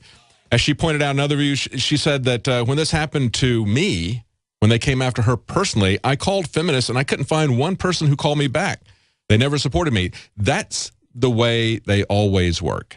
And that's why it is so dangerous now in the 21st century when they have this capability of listening and watching everything we do. They can blackmail people. They can even make things up about people because, of course, it's the government and the government's media coming out there, and people are inclined to believe that the government knows everything because, of course, they're watching everything. So if the government says that you did X, they believe it. Just as I said in the last hour, many people are inclined to believe that the government has video footage of the Tsarnaev brothers setting down the backpacks of the Boston bombing, even though they have declined to show them setting down those backpacks. I'm going to be taking your calls. We're going to go over some more news here. Here's the number, 1-800-259-9231. That's 800-259-9231. We've been talking about the FDA. We've been talking about how the government attacks whistleblowers. We've been talking about what's going on in the Ukraine, the possibility of a third world war. There's a lot going on right now. So weigh in, give us your feeling on that, especially if you're calling from the Ukraine. It's a very complex situation. I understand the corruption, the oppression, the tyranny of the Ukrainian people have experienced for decades. We talked last week to someone from the Ukraine Gun Owners Association, and he warned us that if we allow them to take the guns here, we will end up like the Ukraine. They have suffered from oppression. They've suffered from corruption. But as we pointed out when I was talking to Paul Joseph Watson, we now see many of the same oligarchs that prospered under the corrupt Yanukovych regime being put back in with the new Ukrainian government. It's kind of like meet the new boss, same as the old boss. Now, one of the stories that's been breaking over the last few days, we really haven't talked about that much because we don't talk that much about Bitcoin. Alex has pointed out that he thought that it wasn't flying anywhere. We talked about how risky it was, and now that is coming to fruition. You know, it was over the price of gold at one point per ounce. Now it's fallen to less than half of that. And we see the largest Bitcoin exchange has now gone belly up and lost almost $500 million worth of Bitcoins. $470 million worth of virtual currency has just vanished. It's gone. They don't know where it is. 750,000 coins that belong to customers, 100,000 coins that supposedly belong to Mt. Gox. And this is what the guy said. There were some weaknesses in the system, and the Bitcoins have disappeared. I apologize for causing trouble. Yeah, I don't know how that's going to work because, you know, some of these Bitcoins, I would imagine, belong to drug dealers like we saw at Silk Coin. Some of this money is belonging to people who are involved in illegal activity. They might want to have words with the fellow who said that. I don't know really how that's going to wash. The amazing thing about it is that this represents nearly 7% of all the Bitcoins in circulation. This is huge. There was a lot of concern from a lot of people. I was concerned. Personally, I looked at it and I thought, well, I would love to see a cryptocurrency, and there are other cryptocurrencies that are out there that are trying to get a start. But I was very concerned about how do I get in and out of this safely? You have to go through one of these exchanges like Mt. Gox. And the small exchanges were going out of business at a fairly regular rate. The big exchanges like Mt. Gox were under attack. And apparently, if you believe their narrative, that's what happened. They were under attack. There were some things that they were not able to handle. They lost a lot of money. They shut down temporarily, saying they were going to try to fix the attacks. And then they have just now declared bankruptcy. And looks like they may not be coming back. So that's a huge, huge problem for Bitcoin. And, of course, there's always the issue with a currency like that. If the government can manipulate the price, if traders can manipulate the price of gold, don't you think they can manipulate something like Bitcoin that's got such a small market capitalization? It'd be very easy just for an individual to do it. Look at George Soros. That's how he made his money, was by manipulating the Bank of England. He made a lot of money at the expense of the Bank of England, and it's very easy. Or look at the bunker. Was it the Hunt brothers with silver? They cornered the silver market temporarily. I mean, just a single billionaire can do a lot. What do you think a central bank can do if they perceive a cryptocurrency to not be in their interest? Do you think they might be able to manipulate the market value of that? They very well might be. Let's take a look at the calls here. We got John in Michigan. John? Hello, are you there? Hey, David. Hey, John. What's on your mind? I was about Ukraine. I had called yesterday and had brought up a good point with Alex, but he didn't have enough time. Yesterday's show was quick, you know. I just wanted to mention that I was talking about how geographically speaking, Ukraine is far inside Russia, and in this whole process of these Nazis basically taking over the country, Russia sees it as a threat. You know, they're going to cut off access from their Black Sea fleet and deny access to the Mediterranean. And at that point, I mean, many Western think tanks have acknowledged that they become indefensible. And so, I mean, one has to take an event in the context that the U.S. has been putting the missile defense system in Poland and Romania, and they try to say it's meant for the Iranian missiles, but, who knows what it's truly meant for, The Russians take it as a doctrine against them, like a first strike doctrine, to take out their second strike capabilities of the Russian nuclear forces, And 2 years ago, there was that conference in Moscow where the Russian, I forgot his name, but he was the general chief of staff. He said that Poland and Romania missile defense systems are first strike efforts against Russia, and they will not allow them to be built. Mm-hmm. Like he stated that clearly. And it's a real question, isn't it? When do defense preparations not really serve our best interests? When do they provoke counter reactions from other people? When do they provoke instability from other people? When do they undermine our security? And certainly, I think at this point, when the American government is openly fomenting revolution in the Ukraine, in the Crimea, attacking Russia's vital strategic, military, economic interests there, that is a very dangerous, very provocative thing. I think it is very much akin to Russia trying to put missiles in Cuba. I think that's what's happening, and I think that's probably the way they view it. It's a very, very dangerous game that Victoria Nuland, the State Department, John Kerry, and Obama are playing right now. It is. It is. You know, you go back to 90 and 91 when the Soviet Union disintegrated. We may have had a chance for world peace, but you had the emergence of the neocons in the Bush administration. Bush Sr., adopted the New American Century Doctrine, which is, I think, the whole thing comes back to that. Where the idea to create the world empire based on special relationships between Great Britain and U.S. Like, if you didn't have that special relationship, you weren't going to be included. Bush Sr., I think he kind of proceeded with regime change. He wouldn't. So if you're not going to submit to the idea of world empire, they're going to change your regime. You can see it. It happened in Iraq, Libya, Syria. They wanted to do it in Iran. And it's just an encroachment on Russia and China and the eastward expansion of the EU and NATO's forces, which we see now, happening in Ukraine, basically. You're right. Thank you very much, John. I appreciate it. It's a very dangerous game they're playing. Like I said before, I know that there are people in the Ukraine, they want an honest government. They're tired of the corruption. They're tired of the puppets. But we also see that the American government is playing a very dangerous game of escalation. Let's go to Bob in Michigan. Bob, you wanted to talk about the Ukraine?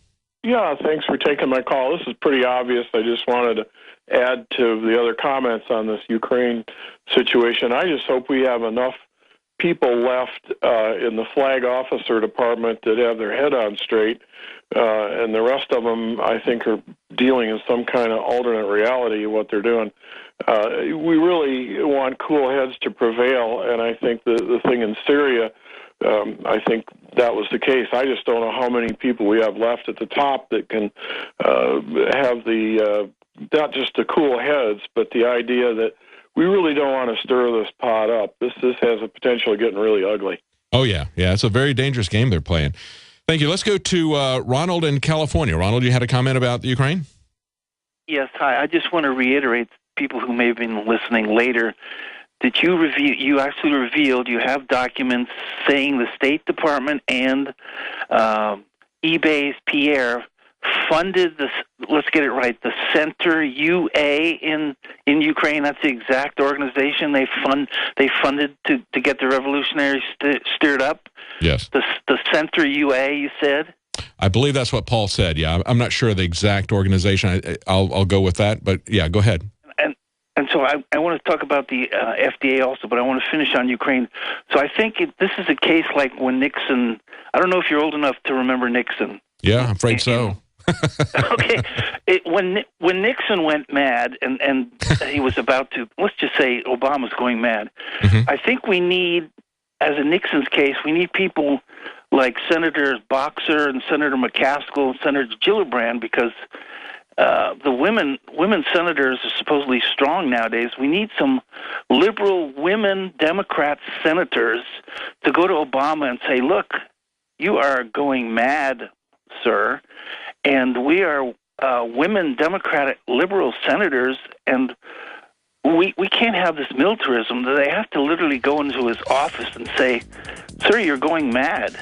Yeah, you would hope that somebody in his party, whether it's male or female, would call him on the glaring contradictions between being a transparent candidate, between having the rule of law and the lawless, violent regime that the Obama administration has come to be. But unfortunately, there's this spectrum between the two different teams. We're going to be right back with more of your calls. Stay tuned. 259-9231, 800.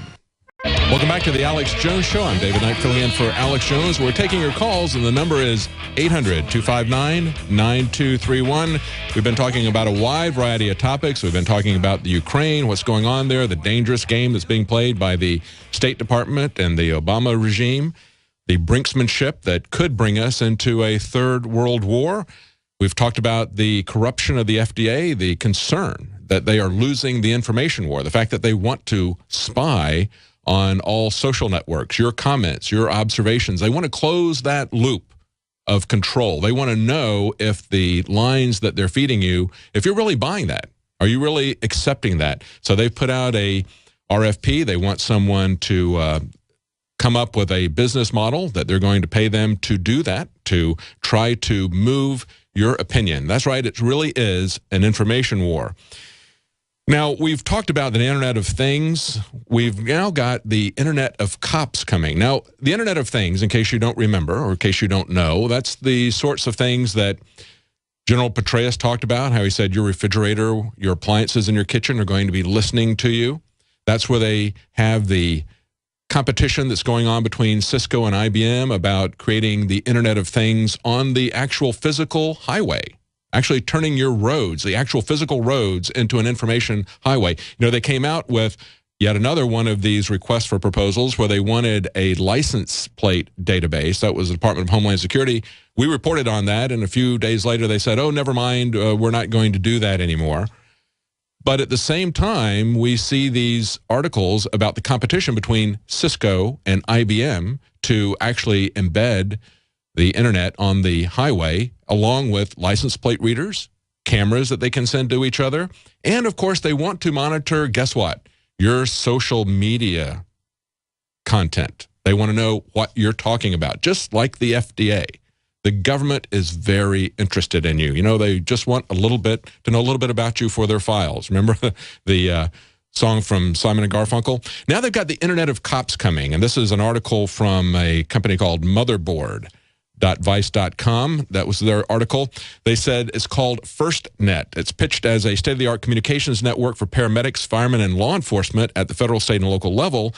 It's going to give cops on the street unprecedented technological powers, possibly hand over even more intimate data, you can bet, about our lives to the highest ends of government and its intelligence agencies. And while the system has already been tested in a handful of states, 2014 will likely see it rolled out farther.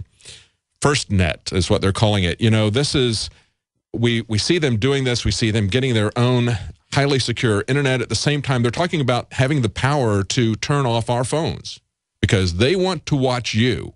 They think that they have the right to watch you, whether you're in public or whether you're in private.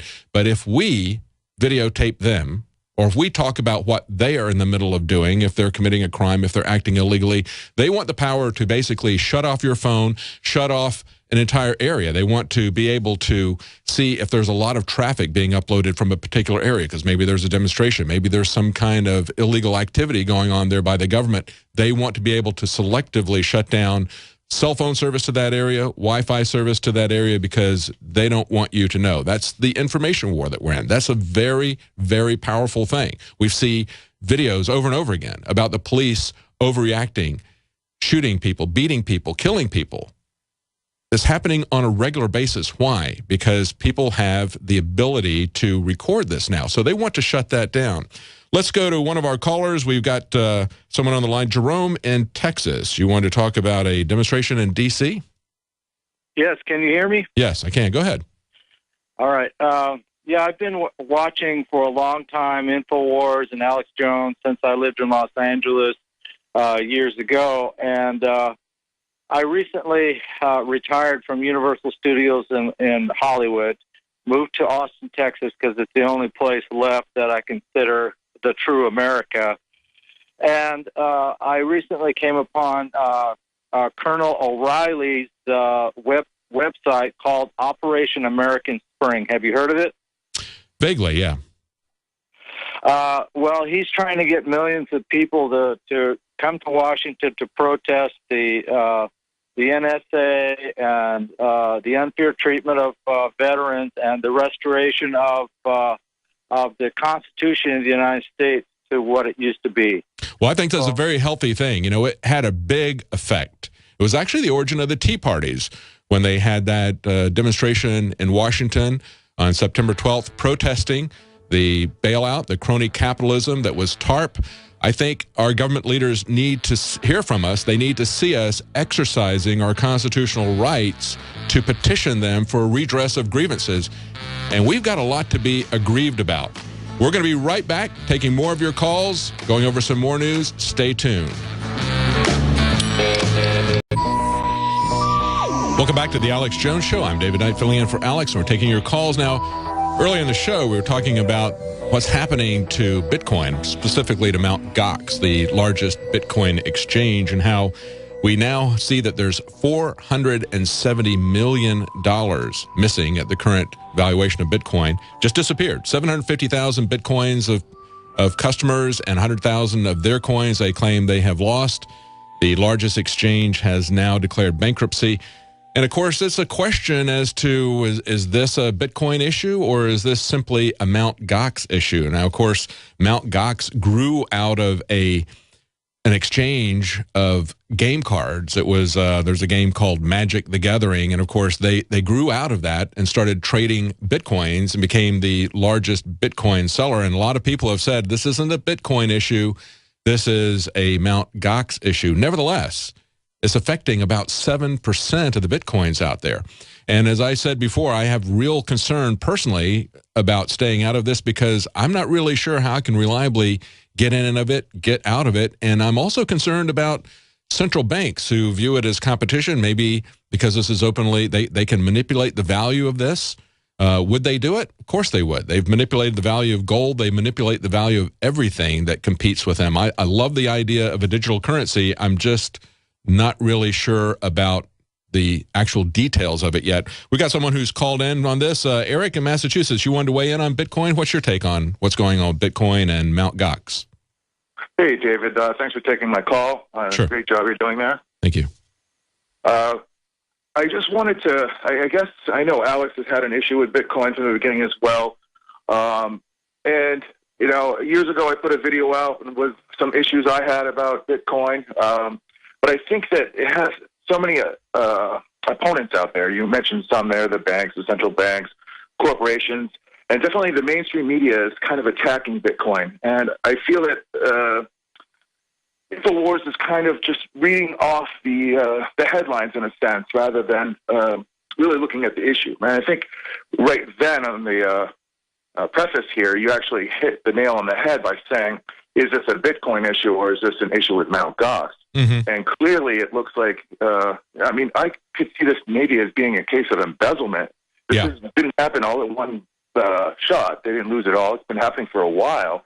And it's basically because they weren't following the standard protocol for any of these digital currencies. I mean, even a credit card, you swipe it and it has to be accepted or declined.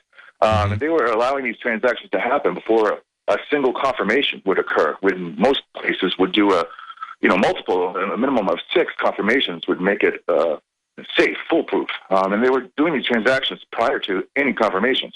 Mm-hmm. And this is where they were getting bit, because people were realizing that they had already received their Bitcoin, and without confirmations, they could rewrite the script number, change it, and that basically would be their receipt to say, "Hey, I never got my Bitcoins. What happened?" That's right. If you don't give a certain amount of it takes a certain amount of time to let that percolate through to verify it essentially, and a lot of people had pointed out that Bitcoin that Mt. Gox was processing these things too quickly, allowing for something to be double charged essentially. And so maybe what this is an accumulation of that. It's hard to tell whether it's that, whether it's an attack on them. I mean, the attack, even a cyber type of attack could be coming from governments who view it as competition. Yeah, I've seen a lot of people say that this is really a Mt. Gox program, that Bitcoin is basically solid. It'll be interesting to hear what Max Kaiser has to say about this, because he's been on the show a lot of times. He's a very big supporter of Bitcoin. I know Alex is very doesn't feel good about it. I know that Mike Adams doesn't feel good about it. I looked at it. I really want it to work. I was just very concerned about a lot of the nuts and bolts. Did I understand it enough that I wouldn't get burned by this? How do I keep my Bitcoins locally as opposed to keeping them in an exchange that could go belly up like Mt. Gox did? Do you have any advice for anybody on that? Oh, absolutely. There's a few ways. I mean, with Bitcoin being, having such a big digital wallet, it can be cumbersome right now to have it on your computer, but you could put it on a small little hard drive, a pocket drive. You can have it printed on a paper wallet that's hacker free. It's not even in the system, and that kind of be your cold storage. I would feel foolish if I had my Bitcoin in that amount of Bitcoin in an exchange, thinking that it was safe. I mean, it's even on your own computer. They say, I mean, there is a potential for hacking, and the NSA can do whatever they want with our computers. Of course, they could, probably uncrypt anything they wanted in it. Yes. But you could have it offline. You don't need to keep it stored in any one way. And as far as like people wanting a digital currency, and you mentioned Max Kaiser, I understand that everyone says, like, I don't know if Bitcoin's the answer, but I want a digital currency. But what's happening now in the past year, hundreds of new digital currency, and Max Kaiser joins the boat with Maxcoin, kind of comes in and says, well, here's my cryptocurrency, check this out. That's right. He's got his own now. Yeah, that's right. I've heard him talk very favorably about Bitcoin, but that's right. He's introduced his own digital currency, hasn't he? He has. It's called Maxcoin. And I honestly, Max lost a lot of credibility with me because of that, because, he honestly, he's a smart man. He made a lot of money on Bitcoin. And then he started to push one by one some different Bitcoins, which he bought into, and then he would dump them. And then he decided to make his own coin. And when you have 100 plus, new coins trying to fight to be who's the next digital currency, it just makes it look like a clown show. And we need to kind of like come together and say we want to decentralize peer-to-peer currency. We got to minimize it. Let's fight in the top 10. It doesn't have to be just Bitcoin or Bitcoin at all, but to muddy the water with all of this, a new coin every day, it just makes it look foolish. And the people that don't understand this, the old timers, and the gold bugs, they're going to shy away from it. We need everyone who's aware of what fiat money is about to kind of come behind this so we can take control of our monetary system again. Very good point. And, it is gaining currency, so to speak, no pun intended. It's gaining currency by many different places where you can actually use the Bitcoins. And I think that's really the key. As long as you've got to move in and out of currencies like the U.S. dollar, and as long as you've got to move in and out of the British pound or whatever, it's still going to be a bit of a problem. If you can keep your money in Bitcoins and buy goods and services with it, get paid with it, if you've got a whole ecosystem, that would be a very valuable thing. So we're going to keep looking at it. I mean, we're not throwing it under the bus yet. It's just simply amazing. And it is something that people need to be very careful about. I mean, that's really what we're talking about when we look at these issues. It's complicated. People don't understand the ins and outs of it, literally. And so it's something people have to be very careful about. But we do hope that something, whether it's Bitcoin or something else, that we see some digital currency that's going to come up and actually drive out the fiat currencies of the central banks. Thank you, Eric in Massachusetts. Let's go to Rod in France. You wanted to talk about another banking issue, the World Bank. Go ahead, Rod. Hi, David. Always a pleasure. Thank you. In fact, you were speaking earlier with Anthony about all of these bureaucratic organizations, taking their toll on people, the EPA, the FDA, and all that. And also you got into a little bit about the World Bank. And I was wondering if anybody ever followed up on the story. You had a large part in that story of Karen Hudes, who actually got shut down by Eric Holder when she went to work. She was exposed that she was a whistleblower, and she exposed some corruption at the World Bank, and they just threw her in handcuffs and put her in jail, and that was some pretty big news. And I just wondered, has anybody followed up on that? We haven't interviewed her again since that interview. It's an amazing story. I mean, there's just so many different things that are happening. I want to do a follow-up with Mark Baker, Baker's Green Acres. He was the hog farmer that they just declared after decades that his pigs and other species of pigs that people were raising were now invasive species. They were feral hogs, and went out and shot most of the hogs on most of the farms, but he stood up to them. And it was kind of interesting. After 3 years, after they didn't bankrupt him, he got help from his neighbors, and he got help from a legal defense association for farmers. And after 3 years of fighting them, he's still under a lot of financial pressure, but he showed up last week and they caved. They said, all right, we're going to declare your pigs legal. We're going to give you a pass. It's kind of the same thing they did with John Corbett, the same thing the TSA did with John Corbett. They just, out of the clear blue sky, here's somebody who has sued the TSA. He's exposed that their naked scanners don't work, that they're easily defeated. And in his lawsuit, his most recent lawsuit, he was able to look at documents, and he quoted some of these documents, and of course they redacted them out. But when they published them on pacer.gov, they forgot to redact out. They didn't put the redacted version up. They put the unredacted version up. So you can see both of them, and you can see that in one of the documents he was able to look at, the FDA admitted back in 2011 that there was no, I'm sorry, not the FDA, the TSA.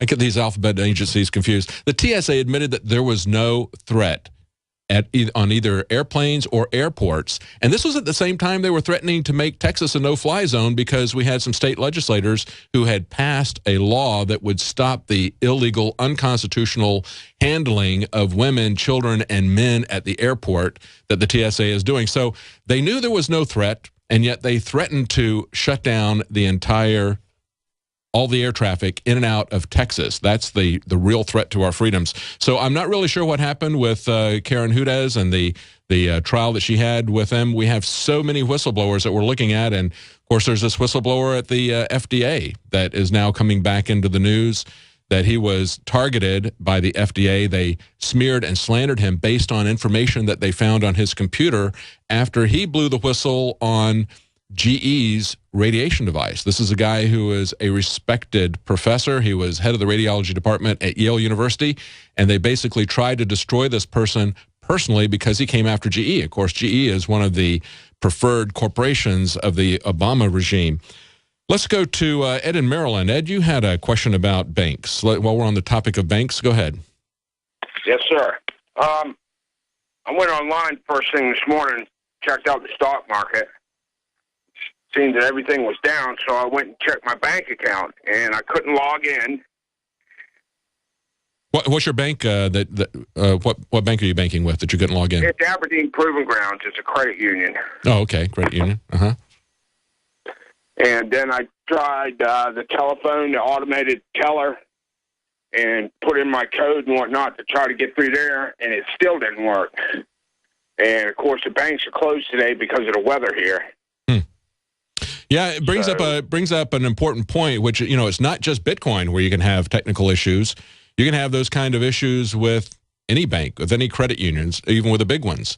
And it's something that everybody's very concerned about, especially when we look at them constantly pushing us into a digital currency. And that I think, is one of the weakest points of Bitcoin. It's good that it's not controlled by the central banks, but it is still a digital currency. What happens when the internet goes down, when they take the internet down? I mean, you have the problem then that you have with this online banking with a cashless society. You have that in spades. So, yeah, eventually we're going to be back to precious metals, I think, like lead and brass and food. You're going to make sure that you can grow your own food, that you've got a real skill, because all of this other stuff could just be flushed down the toilet, down the memory hole at any point. And it's not just Bitcoins. It's the Federal Reserve notes that you've got in your bank. Let's go to Wayne in Arizona. Wayne, you had a comment about a sheriff there? Yeah, sometime back I was up on my farm or ranch up in northern Arizona, and sheriff came onto my property illegally and accused me of horse wrestling. I'm a cowboy, and I told him, I said, I have no idea, and he told me that he had tracked my footprints and my horse from a place where a horse was stolen. And I informed him that I had nothing to do with it, and I didn't believe he tracked me to my property, and I told him that he couldn't track a deer on a deer farm, I told him. Well, he had proceeded to search my horse's shoes. He picked up all 4 feet and searched my horse trailer for stolen saddles, and started to accuse me of stealing this horse and that he could hang me. He told me about 10 times that there was a hanging offense and I could be hanged for horse stealing. And I argued with him for a few minutes, and pretty soon I just walked over to my front gate and escorted him off the property. Well, another time, sometime back, there was a cow that was a cow and calf that was shot by a hunter, I imagine, or some kids. Was this related to the other event? Is that why you think the two of them are connected somehow? Or? The sheriffs told this rancher that they believed I shot this cow and calf, and they're trying to turn my neighbors against me. And I had to talk to this neighbor who was a pretty dangerous character. Well, you know what that does is that really just kind of, that's why it is so important for us to have due process. That is what is so scary about the fact that Obama and the Republicans are happy with things like the Indefinite Detention Act and the idea that with the war on drugs, or even what the FCC is hoping that they can do now to enact CISPA, and that is somebody accuses you of a copyright violation, or they accuse you of being a drug dealer, or they accuse you of this or that. Increasingly, what we're seeing is that the government is maintaining that if you're just merely accused by a neighbor or by someone else, they can take action as if you had had your full due process and been found guilty. And that's been going on. That type of thing has been happening going all the way back to the war on drugs, where they would go in and confiscate people's property before they had their day in court, before they were found guilty, merely based on the accusations of law enforcement or based on the accusations of someone who may have had a grudge with someone. We even saw that in Washington, where we had an ex-wife accuse a man who lived in Washington of having firearms. It turns out that he just had like a spent shell, I believe, a spent shotgun shell, and now they're coming after him in Washington, D.C. because of that. Even though it's a shell that was misfired, he kept it as a souvenir. They're saying that he had a dangerous contraband weapon.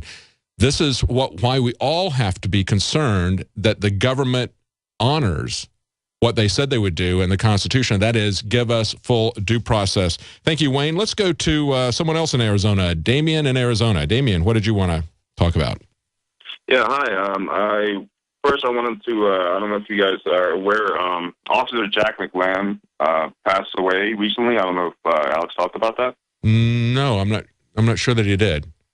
I didn't know that. But you're aware of Officer Jack McLam, though, right? Mm-hmm. Yeah, he just passed away. Anyway, yeah, I was listening to Ernie Hancock, another libertarian activist in Phoenix, and he was talking about it, and he attended his a funeral. Yeah, I didn't know that. I'm sorry to hear that.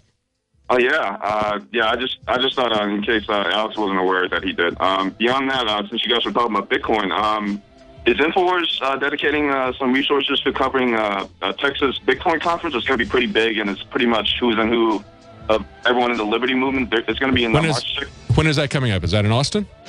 Yeah, it's actually in Austin. It's March 6th. Ben All right, we'll look into that. Hang on, we're coming up to a hard break. We'll be right back with more of your phone calls. Hang on, we'll get that information. Back to the Alex Jones Show. I'm David Knight, filling in for Alex in this last segment. We're taking your phone calls now. Just before we went to break, we were talking to Damien in Arizona about an upcoming Bitcoin conference that's happening here in Austin. And as we were on the break, the fellows in the studio told me that Ben Swan is going to be at that conference, and he is going to be in studio with Alex on Thursday. So don't miss that. That'll be an interesting interview between Ben Swan and Alex Jones Thursday on this radio show. Now, Damien, when is that conference? I guess, is it running more than Thursday? Is it a couple of days or? Yeah, actually, I just found out about it. It's called TexasBitcoinConference.com. It's the list of speakers are listed. It starts actually on Thursday when Ben Swan's going to be in your studio. It should be a very interesting conference because this is a very interesting time for people as far as Bitcoin goes, and it really is. You know, your money and how you store your value, the value of your labor. Can you honestly store that? That is vital to anybody's liberty. So we all want an honest currency. We want anonymity. We want transportability. Those are things that we see disappearing from the fiat currency. So everybody is looking for something that is going to be more honest, more trustworthy than the American dollar. And of course, that's not really that high a standard. You know, we might be able to find something out there. Let's go to, thank you, Damien. Let's go to Sean in Australia. Sean, you wanted to talk about medical tests? Hello, how are you? Doing good. Yeah, here we got the new world order in full strike mode. We got Abbott here. I don't know if you've seen this guy, but he's like straight out of the Matrix, and they have a swab where they set up roadblocks, and it tests for 80 different substances. Really? So you think they're doing it's 80 different substances? Are they recording it into a DNA database? Yes, and it's a trial. They're just trialing it here in Newcastle. I'm sure if enough people go with it, they'll just, put it all through Australia. And it's just out of line. Now, you don't sound Australian. Are you an American living in Australia? Yes, sir. I'm from Las Vegas, Nevada, and I just wanted to tell Alex if he tries to run out of the country, it won't work because they'll follow him. Yeah, that's the problem. It is a global new world order. It is everywhere, and that is the problem. Is as he's pointed out, there's really nowhere to go. We have to push this back. We have to get control of this, and right now it's an information war, and we hope that it's not going to turn into a hot war like we see in the Ukraine, but it is something that we're going to have to fight here, and they understand that they're losing. That's why the FDA is putting out contracts to try to monitor social networks, to try to see what people are saying about their rulings on medical devices, on drugs, on food. They understand that people are being informed about the harmful things that they're approving and essentially giving legal immunity to, and also using this to help the crony capitalists who are in bed with the Obama regime to drive out their competitors, to cover up their misdeeds. So that's something we all need to be concerned about. But you're in Australia now, and you don't think it's any better there than it is here, right? Well, there is one thing I have to say. It's just such a beautiful country, and the people here. It's Mayberry. I live in a little suburb called Walls End, and there's not even police here. Not even Andy and Barney with one bullet. And it is. And this is the way they're doing it now. I got my first speeding ticket in the mail. What it is there's not a lot of police force, but they do have this, new technology online, and they're going to, will target the people they want to target. Yeah. Wow, that's amazing. Well, thanks for calling. Let's go to Nathan in Wisconsin. He's next up on the line. Nathan, what did you want to talk about? Oh, I just thought it was a coincidence you brought up Mike Baker of Baker's Green Acres. Mm-hmm. And you were thinking about doing a follow-up. I think I heard him in an interview maybe about a year ago. Mm-hmm. And I thought I'd put in the suggestion maybe you might want to get a production crew up there and kind of... It's an important test, and we really appreciate him standing up for freedom, for everybody's freedom. Well, that's it for today. Check out the nightly news tonight at 7 Central, 8 p.m. Eastern. InfoWars Radio tomorrow at 11 Central and noon. Stay tuned. Come back.